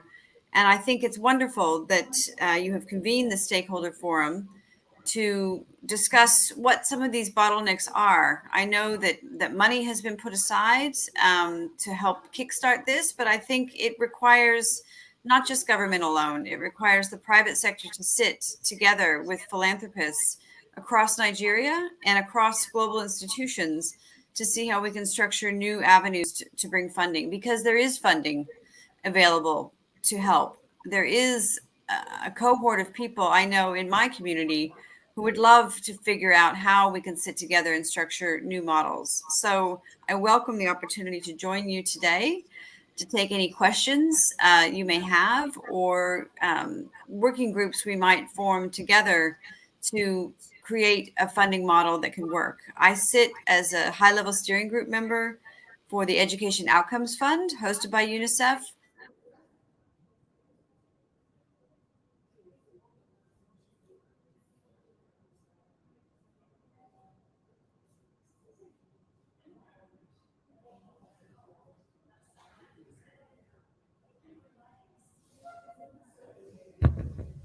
This technology today and yesterday.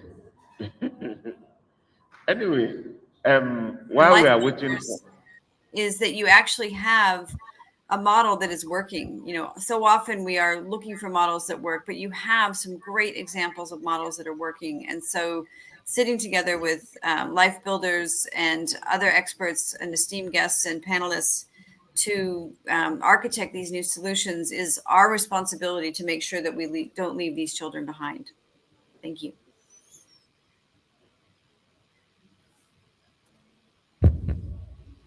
yeah, Kimberly, you have muted your mic. That's okay. The conversation we are having here, we have Honorable Kakale here, who is a member of the House Committee on Basic Education. I will say is a major stakeholder here. We have on my extreme right there, Mrs. Victoria Nwogu, who is an assistant director, am I correct? A deputy director with the FCT Mass Education. They are the operators of the non-formal education in FCT Abuja. And next to him is Dr. Nasir Baba, who is a lecturer from the Osman Foodi University in Sokoto, and is an actor, a principal actor in the conversation of non-formal education in Nigeria. And then, of course, you've just heard from Mrs. Irene, who is, apart from being a school proprietor, she's very active in this space. UNESCO has spoken to us earlier on what they have tried to do in Nigeria in this space. Life builders, we have engaged, of course, you and I have engaged severally. We have engaged severally on how we can mobilize funding to scale up model. And a short while ago, Dr. Binder was here, who is the chairman of the technical working group of the alternate school program, which I've also briefed you on before. And he came up with a number of devices that could help the conversation. Now, what we are looking at this today is how can we harness this funds? Because what I keep hearing in all my conversation is that there is money. And on the flip side, those of us that are on the field, we ask ourselves, if they say there is money, if UBEC says there is money, if international community says there is money, if we know that corporate CSR of there's money, how come we still end up with these children not being taken care of? And the excuse we give is that there is no money. As an organization, we have approached several corporations, and in all our engagement, one thing stands clear, that there is a disconnect between the data, like Irene said earlier on, between the data that we flaunt and the reality. Everybody knows that probably 60% of the children are out of school, but nobody's admitting it. The National Assembly is saying that it's a crisis, but the executive, now Mr. President has agreed that it's a crisis. So, Kimberly, I don't know, what's your take? How do we go from here? So I might turn my camera off because I just think it's challenging with the video for me to follow. I think we need to again, I'm a banker by profession. I think we actually need to formalize a project. Until we sit together, until we commit funds, until we put a project plan in place, and there are new models. As I mentioned, the Education Outcomes Fund that I work with is doing exactly that in different countries, and so I think it's a great opportunity to sit together and see whether we can start a pooled fund, basically an outcomes fund, where both government and private sector and philanthropy all commit funding to pick a number of different geographies within Nigeria to set up programs and test this. We need to go beyond, I guess, asking individuals or corporates for money to fund and actually formalize a project and formalize a structure and put this in place. I think the time is here. I think people are ready. I think, this is one of several forums that you have put together now, the stakeholder forum, and I think it's time to take it to the next level. And I would absolutely be interested in participating in that and bringing others into that conversation, and doing as we're doing in other countries in Africa and other parts of the world, where we are actually taking it to that next project level, not just government alone, not just the NGOs alone, but all of us together formalizing a project to get this started.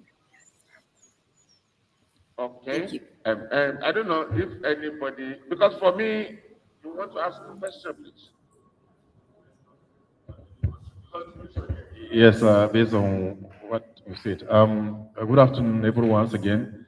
Kimberly, my name is Nasir Mohammed Baba. I just want to chip in because I made a contribution earlier this morning that probably one of the things that is affecting the funding of non-formal education is inadequate coverage in the policy framework about how non-formal education should be funded. And I'm happy that Honorable Kakale is here. If we really want to make a move and save non-formal education, then the UBE Act needs to be revised. Because as it is now, it is skewed towards formal education. And that is why if you look at the relationship, say, between UBEC and the other agencies that are responsible for basic education, like MEC, like Nomadic Education Commission, there is probably no formal arrangement for sharing of funds. It is even worse when you go to the state levels. Relationship between the state universal basic education boards and the state agencies for mass education. In most cases, funding will depend on the magnanimity of whoever is the chairman of SUPEP and understanding. In many cases, some have to go begging, for something that they will need to implement their activities. But I am thinking that government business should not be done this way. There should be clear policy guidelines regarding how each of these agencies should be adequately funded. That is number one. Number two, yesterday we were having an informal discussion with Professor Aderi Roye, who just left. And one issue that has become prominent is that it's not that, that there is no money. There is money lying down which states are failing to access, to even use for the basic education sector. We understand that there are several states who are yet to access that money because they are unable to meet up with the conditions. So while we go borrowing, or while we go begging, rather, we should also look at ways in which we either underutilize or we waste available resources. And I believe that is one area that we need to look at. The third thing I would say is that, look, there are individuals who are doing a lot, but the government doesn't know about them because, again, there is no structure to carry them on board. There are several someone who are doing the same work that he is doing, who we don't even know, who have not brought themselves to the fore. Now, I'm thinking that government policy and framework should be able to bring on board these individuals so that where government can come in to support them, they need to come in. I mean, so yes, it is good to look for alternative sources of funding, but it is also good to look inwards and see where can we block leakages, where can we solve problems of underutilization like is happening with UBEC funds. Thank you very much, sir. Yes, Mrs. Bankole is online. She's still there? Eh? She has gone. Okay.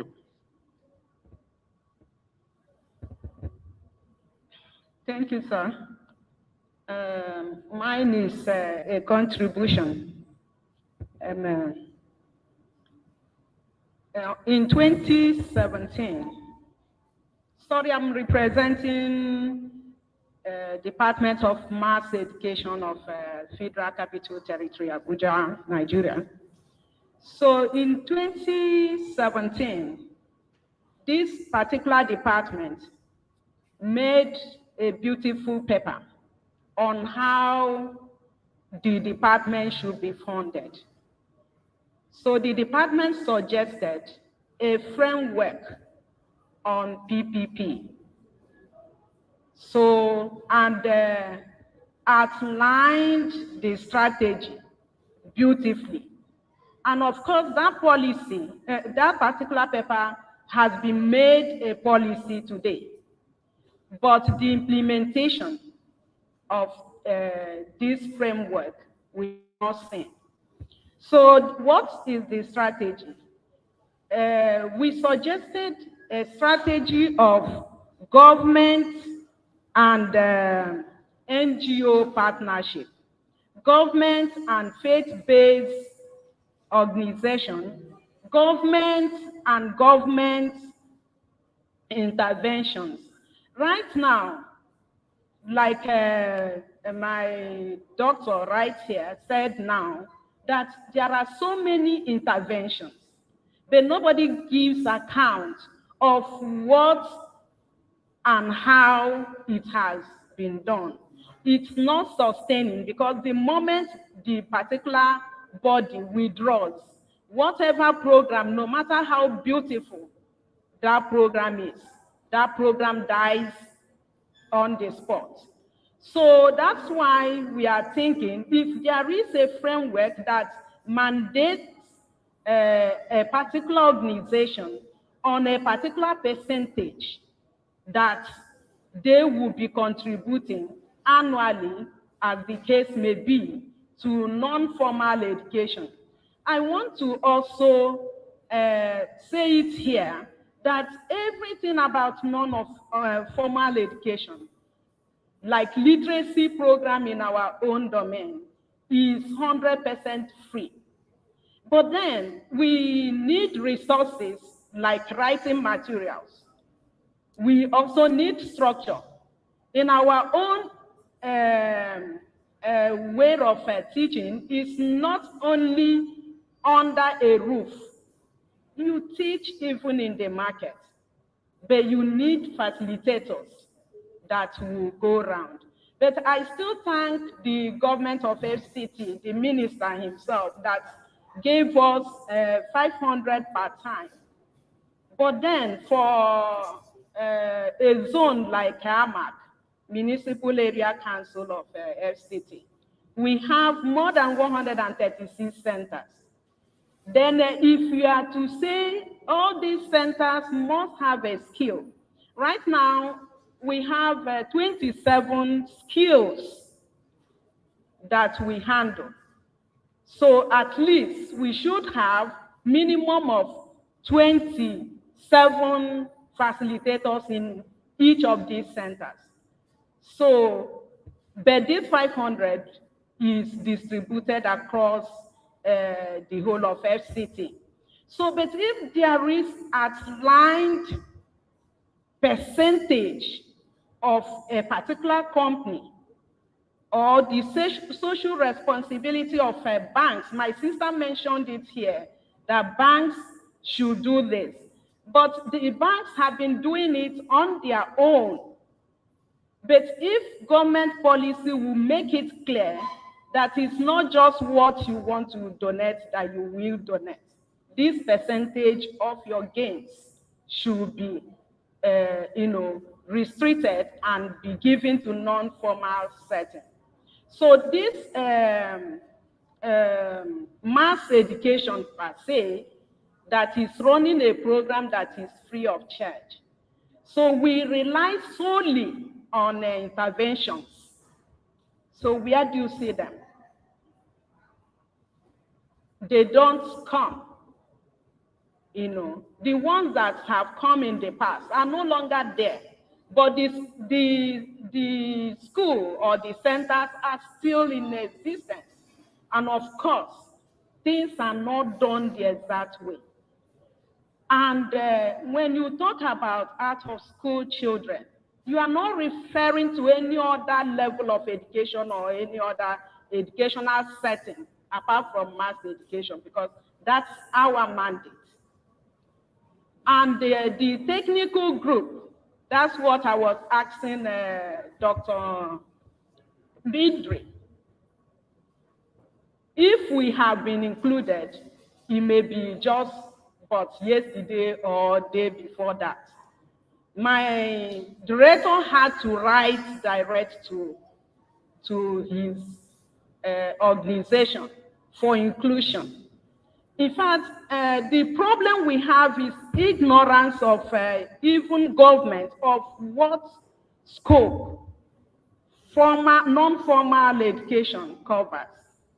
And of course, we know the lineup of challenges that brought us where we are with all the gaps of digital. Wherever they count us, they will count us as number one of those not doing well in the whole world. And it's only education that will have the answer. So if this framework will be implemented, we will go back to that write-up. Thank you.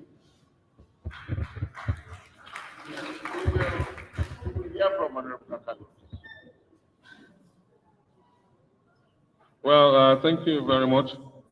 I think we have to celebrate something here, you know, in the community or maybe the ecosystem of out-of-school children. And that is now the intensity of interest and conversation going around the resolution of this developmental problem that we have. I still want to commend the organizers of this program, and I want to report here that the amount of interest now above the national and subnational levels in the states is quite commendable. A lot of states, you know, we have stimulated discussions and conversations around out of school. In my state, there have been multiple groups, you know, in Sokoto State, at policy, legislation, orientation, curriculum development, and many other things concerning the pro Almajiri education. And our governor has been very supportive. The same thing with other states like Kano State, Katsina, Borno, Yobe, and even Gombe. And at the national level, I've said also. At the National Assembly, we also have even formed a forum of interested members that has to really dissect and scrutinize all areas of legislative intervention concerning out-of-school children. We are having a series of meetings, and we have identified multiple acts of the parliament establishing agencies and departments of government that have to do with education, and we are working on amending a lot of those acts as suggested or pointed out by Dr. Baba. And for example, BPEC is one of them. There's also NAPTIP, National Board for Technical Education. There's the National Education Research Council. There's the Agency or Council for Mass Education. There's the National Secondary School Education Board, even National Youth Service Corps. There's also the NDE, National Director of Employment, and even National Primary Healthcare Development Agency.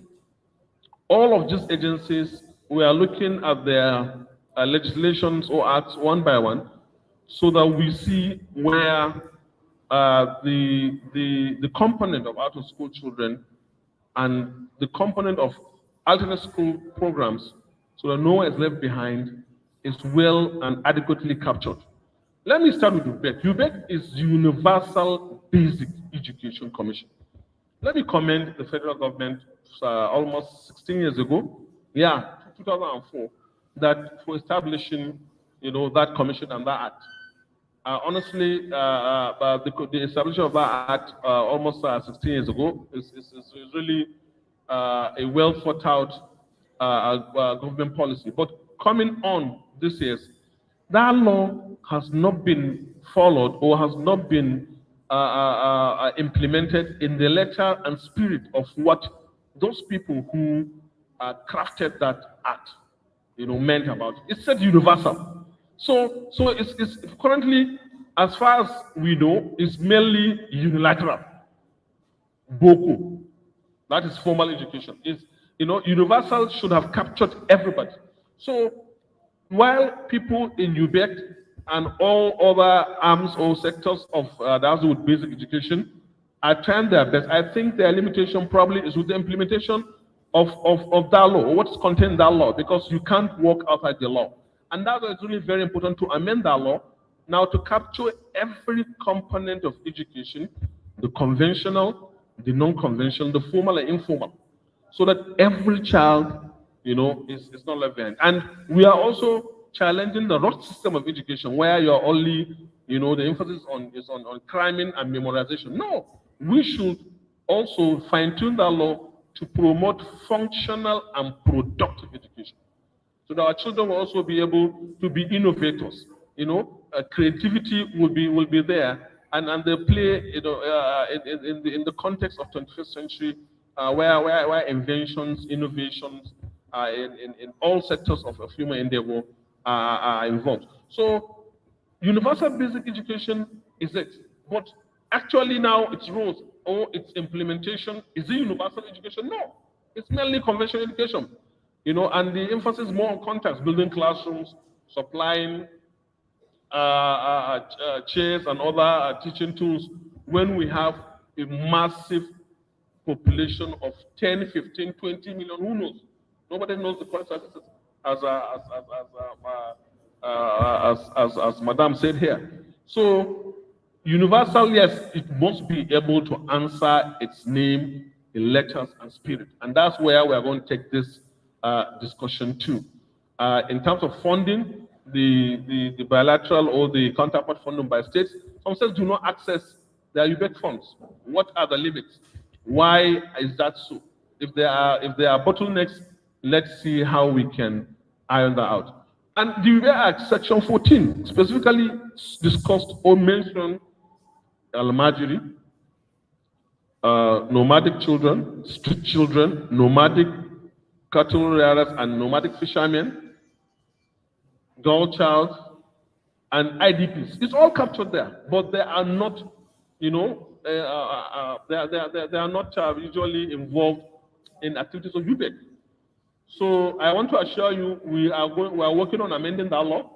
The letters and spirit of universal must be applied, or else maybe we change it and leave it as unilateral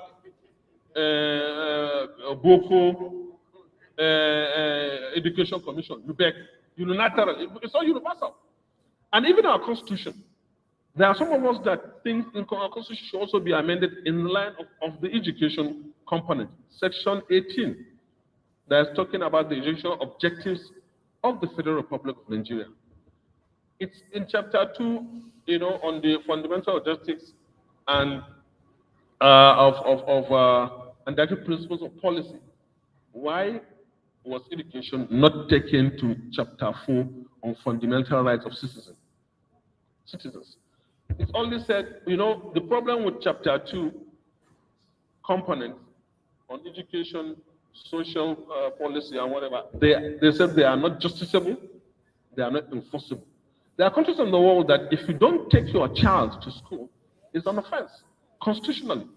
And not only offense on the part of the parent, but the government itself. The government has a responsibility to take every child and get every child educated. For the development for security, for development, for growth and everything.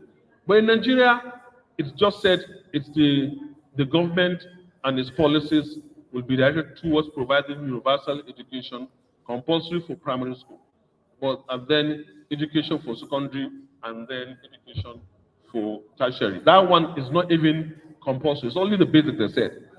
And in that consistent constitution, on chapter 4 of fundamental rights, it said you have the right to freedom of movement.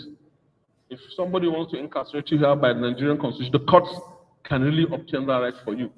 Right to own a property, there is right to freedom of speech and thought, there's right to freedom of association, but there is no right to education. Someone are saying education should be moved to chapter 4.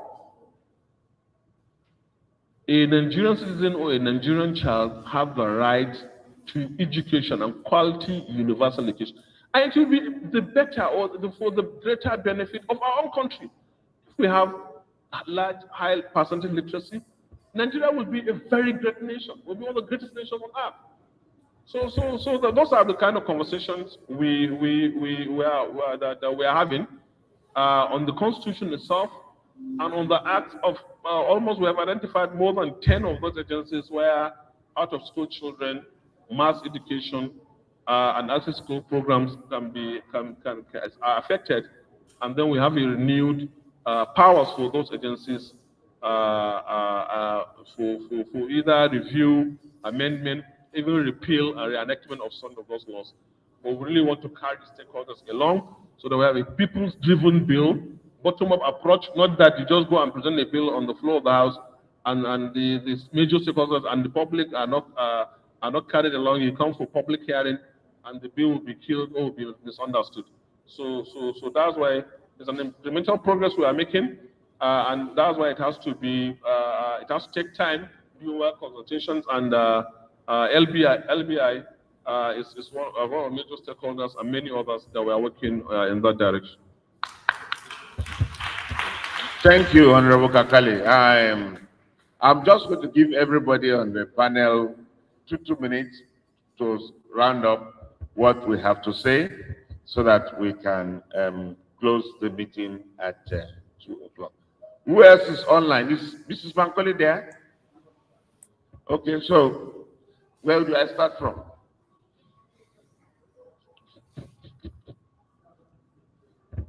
Okay, thank you, Honorable Kakali, especially on this amendment of the UBEC. Dr. Tunji, you asked why that they say there are funds, but the problem on the flip side, you on the field, you're asking, how do you assess these funds and all? I think one of the things with assessment of funds, especially given the fact that when the outside world or people who want to bring in funds see the fact that the system is not transparent and accountable, it becomes like a bottleneck. So because the SACEFA, the coalition, the Societal Coalition for Education, have been trying to work with UBEC to track the funding of UBEC. But as I tell you, it hasn't seen the light of the day. So, Honorable Sir, these are things that you need to, being that you're a member of that committee, they need to make some of these things open to some extent. So that when you are asking the outside world or you're asking corporate Nigeria to come in, they say, okay, UBEC got 21 trillion and they've been able to use 18 trillion, and we do not evaluate our programs. For instance, I have actually written to the Office of National Investment, this is the man that left, NISP something, social. I said, can I get the data of the impact of school feeding program on out of school children? How has it made impact? We cannot be running program without evaluation. We are feeding the children, yes, good. But now that we are feeding them, how many of them are back to school? As opposed to when we were not feeding them. And these are things that the world looks at before they want to give you money. They are looking at the money you said you're putting, your own money, and then you're not evaluating the outcome. Then if we bring our own that is not even your own, how are we going to determine outcome? So we need to work on evaluation. The ones we are doing right now, how far have we gone with it? And then accountability and transparency. Let me stop here. Thank you. Thank you very much. I just have one proper panel thought regarding this subject, and that is that if you look at most of our conversation has centered around what government, organized private sector, non-governmental organizations can do. But I think parents and communities too have a lot of role to play in this regard, because they are the owners, so to say, of these children. So at the end of the day, the responsibility rests with members of our community. I'm making this point because, interestingly, I find that we are joined by mothers here and some members of communities who are directly affected by this problem. Now, because if a child is not given the proper education and training he or she deserves, then that child becomes a liability to the parents, to the community, and to the nation at large. So please carry this conversation home while those who have the resources and the might are putting pressure on government, on organized private sector. Let us also look at what community-based efforts can we make. And some of these efforts don't necessarily have to be financial. In fact, if communities can galvanize themselves and ensure that every child who is enrolled in school attends school, that is a significant contribution that communities can make. So that the mothers here, please help us pass this message. We are urging members of the community to also join us in this fight. Thank you very much. Thank you.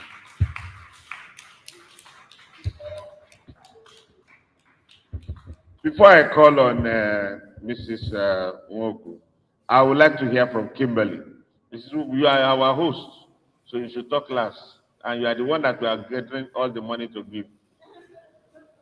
So please, Kimberly, we'd like to hear from you. Great, thank you. Just a few remarks to follow up on some of the points from my esteemed fellow panelists. I agree with Dr. Nasser that policy levers need to be adjusted. You know, we can't just call for funding and not go to the bottlenecks that exist. And in every project I've worked on, whether it be education or other humanitarian and development initiatives, they always involve policy components. And by sitting together and working out what those blockages are, we can work on those in parallel with designing the funding pathways. I also agree that outcomes, measuring outcomes is key to pulling in funding, but also to make sure that we're serving the children well and the community well. And the Education Outcomes Fund that I sit on as a high-level steering group member, along with the executive director of UNICEF and other very esteemed members of the education and development community, have recognized this and can bring those learnings and that knowledge to designing programs and outcome models for out-of-school children in Nigeria. And finally, I wanted to point out the point about community and family and parents. I'm a parent myself. I'm a parent of 5 children. I've been a foster parent of kids who have missed out on education and worked very hard to catch up. And we do need to embrace the communities, take this back to the communities and the parents, and support them and bring them on board, because without them, we can't serve these children well. So I thank you all for your wonderful comments, and I stand ready to support sitting together and coming up with both policy, funding, and community outcome-based solutions. Thank you.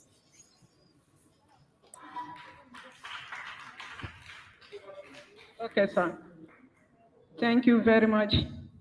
Once again, Department of Mass Education remains grateful for this opportunity of being here. I want to sincerely thank the Honorable, and I'm happy to have met with him, not just meeting with him, he is responsible for everything concerning junior, the basic certificate, and so on. So I just want to chip in, sir, my honorable, that even in the intervention fund of UBEC, it may interest you to know that non-formal education, at least in FCT, is not captured. We've not gotten a dime from it. And of course, it was not specific because it's sent to UBEP schools, and they don't assume that we should be part. Unfortunately, that's why I said ignorance is another problem we have that is affecting us. People don't even know that we also groom young people. We have basic education, we have secondary level, we have, and in fact, we mainstream either back to the formal setting to continue from there, or mainstream them into the university or to the society. These are the programs we run in different umbrellas. So most times when they talk about non-formal education, they will say they are adults. You won't know that we have below 13 in there. So if DME can also be included or given our own percentage, it will also help us. You can see why it will not work until non-formal setting is carried along. And it may also interest you that we are formally answering agency for mass education.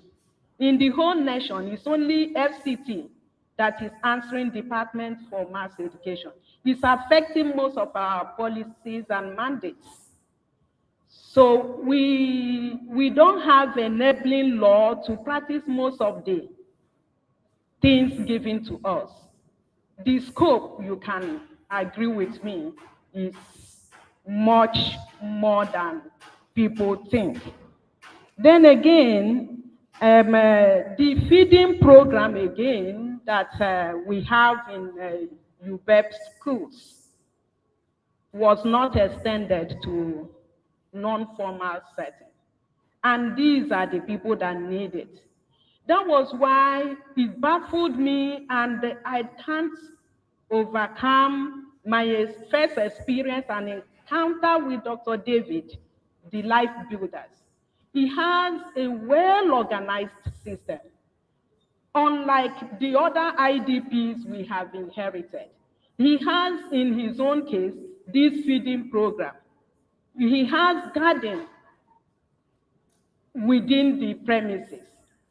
And as he is seated there, he's also attending to the community by allowing them access to medical care. That is the kind of structure that Department of Mass Education should have in every center. So, sir, good thing we have you here. We are not just sitting and giving excuses. When my madam came on board, Mrs. Alayande, he started asking us to start everything from the grassroots. We should involve the politicians. Chairman of FCT should be involved. All the councillors should be involved in what we are doing. Give them slot for part-time so that they will produce one person at least from their own ward, you know, as a facilitator. Apart from that, he went to the royal fathers and asked for establishment of centers in their palaces, which we are still doing. So the IDP camps that we have established, some of them they just found a space. They just entered, began to do all manner. We teach them at their doorposts, taking all the risk and all whatnot. Honorable, I know that you are going to push our case. Thank you. I know you are capable. God bless you, sir.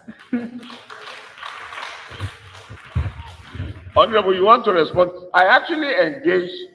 You see, I wish I could say this on camera, but I will say it on camera.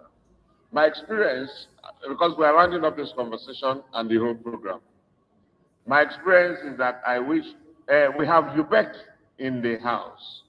represented, and there's a few of other government agencies. But my experience with government agencies is that I'm from the private sector, and the way we do our things, like Dr. Bindri and I, is always telling me that you think things should be done sharp, sharp, sharp, sharp, sharp. And I said, no. You see, I've this conversation of Department of Mass Education and agency. I've taken it up with Professor, with the chairman of the district, and I spoke to that. Let's go out. So I'm not the one with. I don't know which one. So no, to come and say, I mentioned it to Prof that that act has gone through the first, second reading, and it's, I think about 2 years ago or something. Yeah, in FCT, because they wanted them to be upgraded from the department to an agency, and since FCT does not, you are their legislature, so you are supposed to approve that. So I mentioned to Prof. Prof said, okay, let them come, because you needed to be updated on what, because this thing happened in the other house, in the previous sessions, and I think they can be brought to speak. So ladies and gentlemen, and the children are hungry, and I know when my children are hungry, and that's why I need to free them. That's why I'm hurrying everybody up. When my children are hungry, I am hungry. And when I'm hungry, we have to close. So when you start hearing them grumbling, murmuring, and you can't control them, it means that evidence that the children are hungry. So children, I want you to be part of what we are doing, so that you can see the effort that these great men and women have been putting to make sure that this situation does not persist. I am grateful to those of us who are on this other side, our guests who have listened all through to what we have been talking about.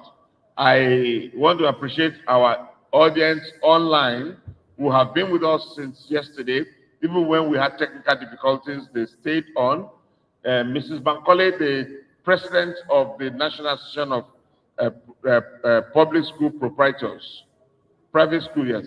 The national president of private school proprietors has been coming in and going out. I think it's network problem, because I wanted to ask her why are private schools not setting up non-formal education centers. I wanted to ask her that maybe there should be one or two of such schools, or like she said, they should adopt one of us.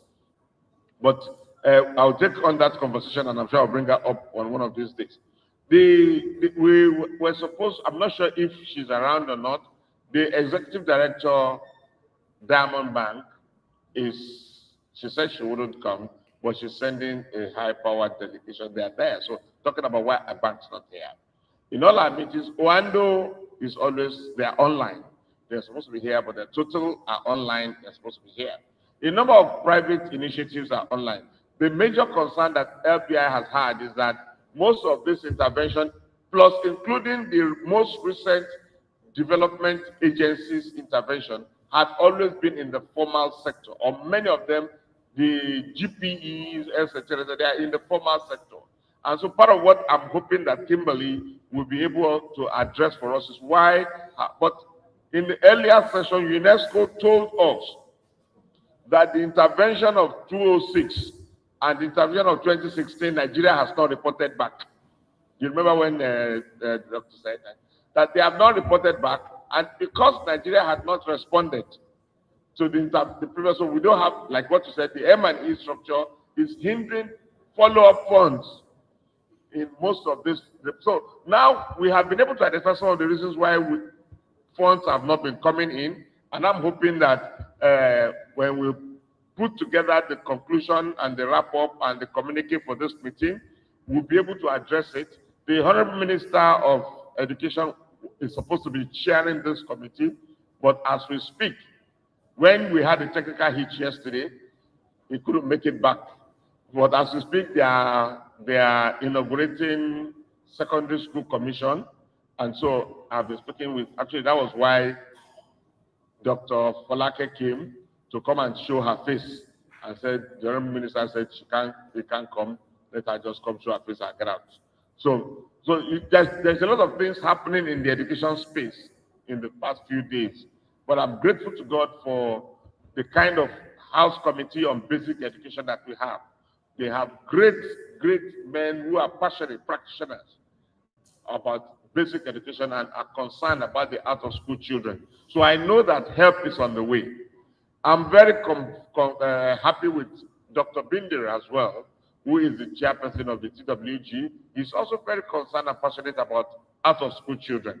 So, and Mr. President, President Muhammadu Buhari, GCFR, is very, very concerned about the out-of-school children.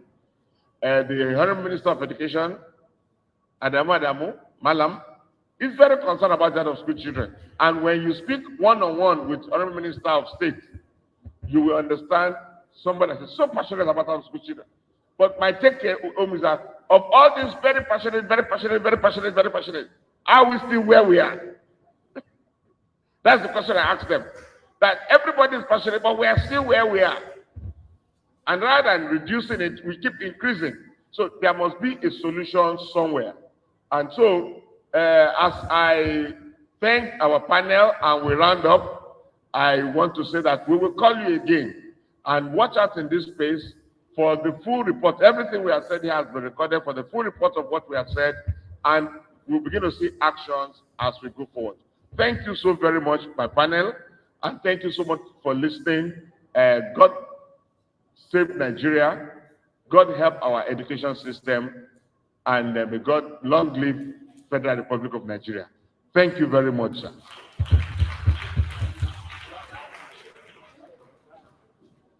So on this note, we will play the national anthem, and that signals the end of the 2021 Stakeholders Forum on Out-of-School Children.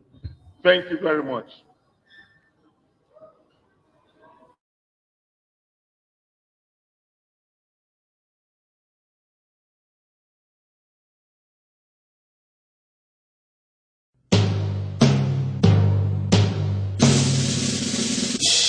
All rise, all compatriots,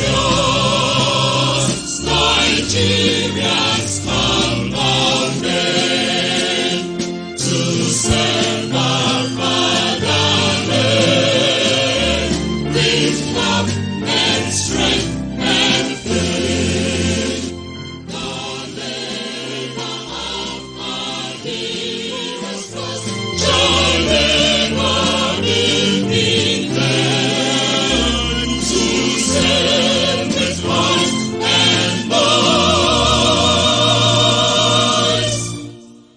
One nation bound in freedom, peace and unity.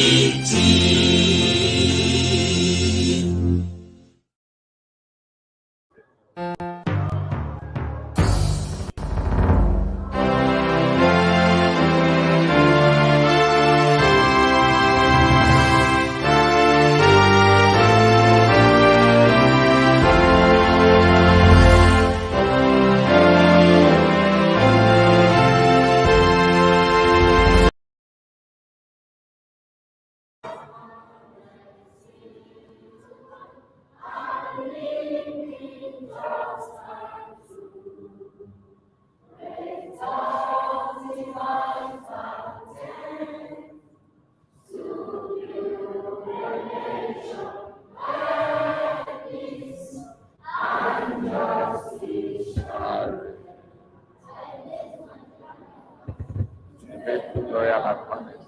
Serve Nigeria with all my strength. To defend that. Thank you.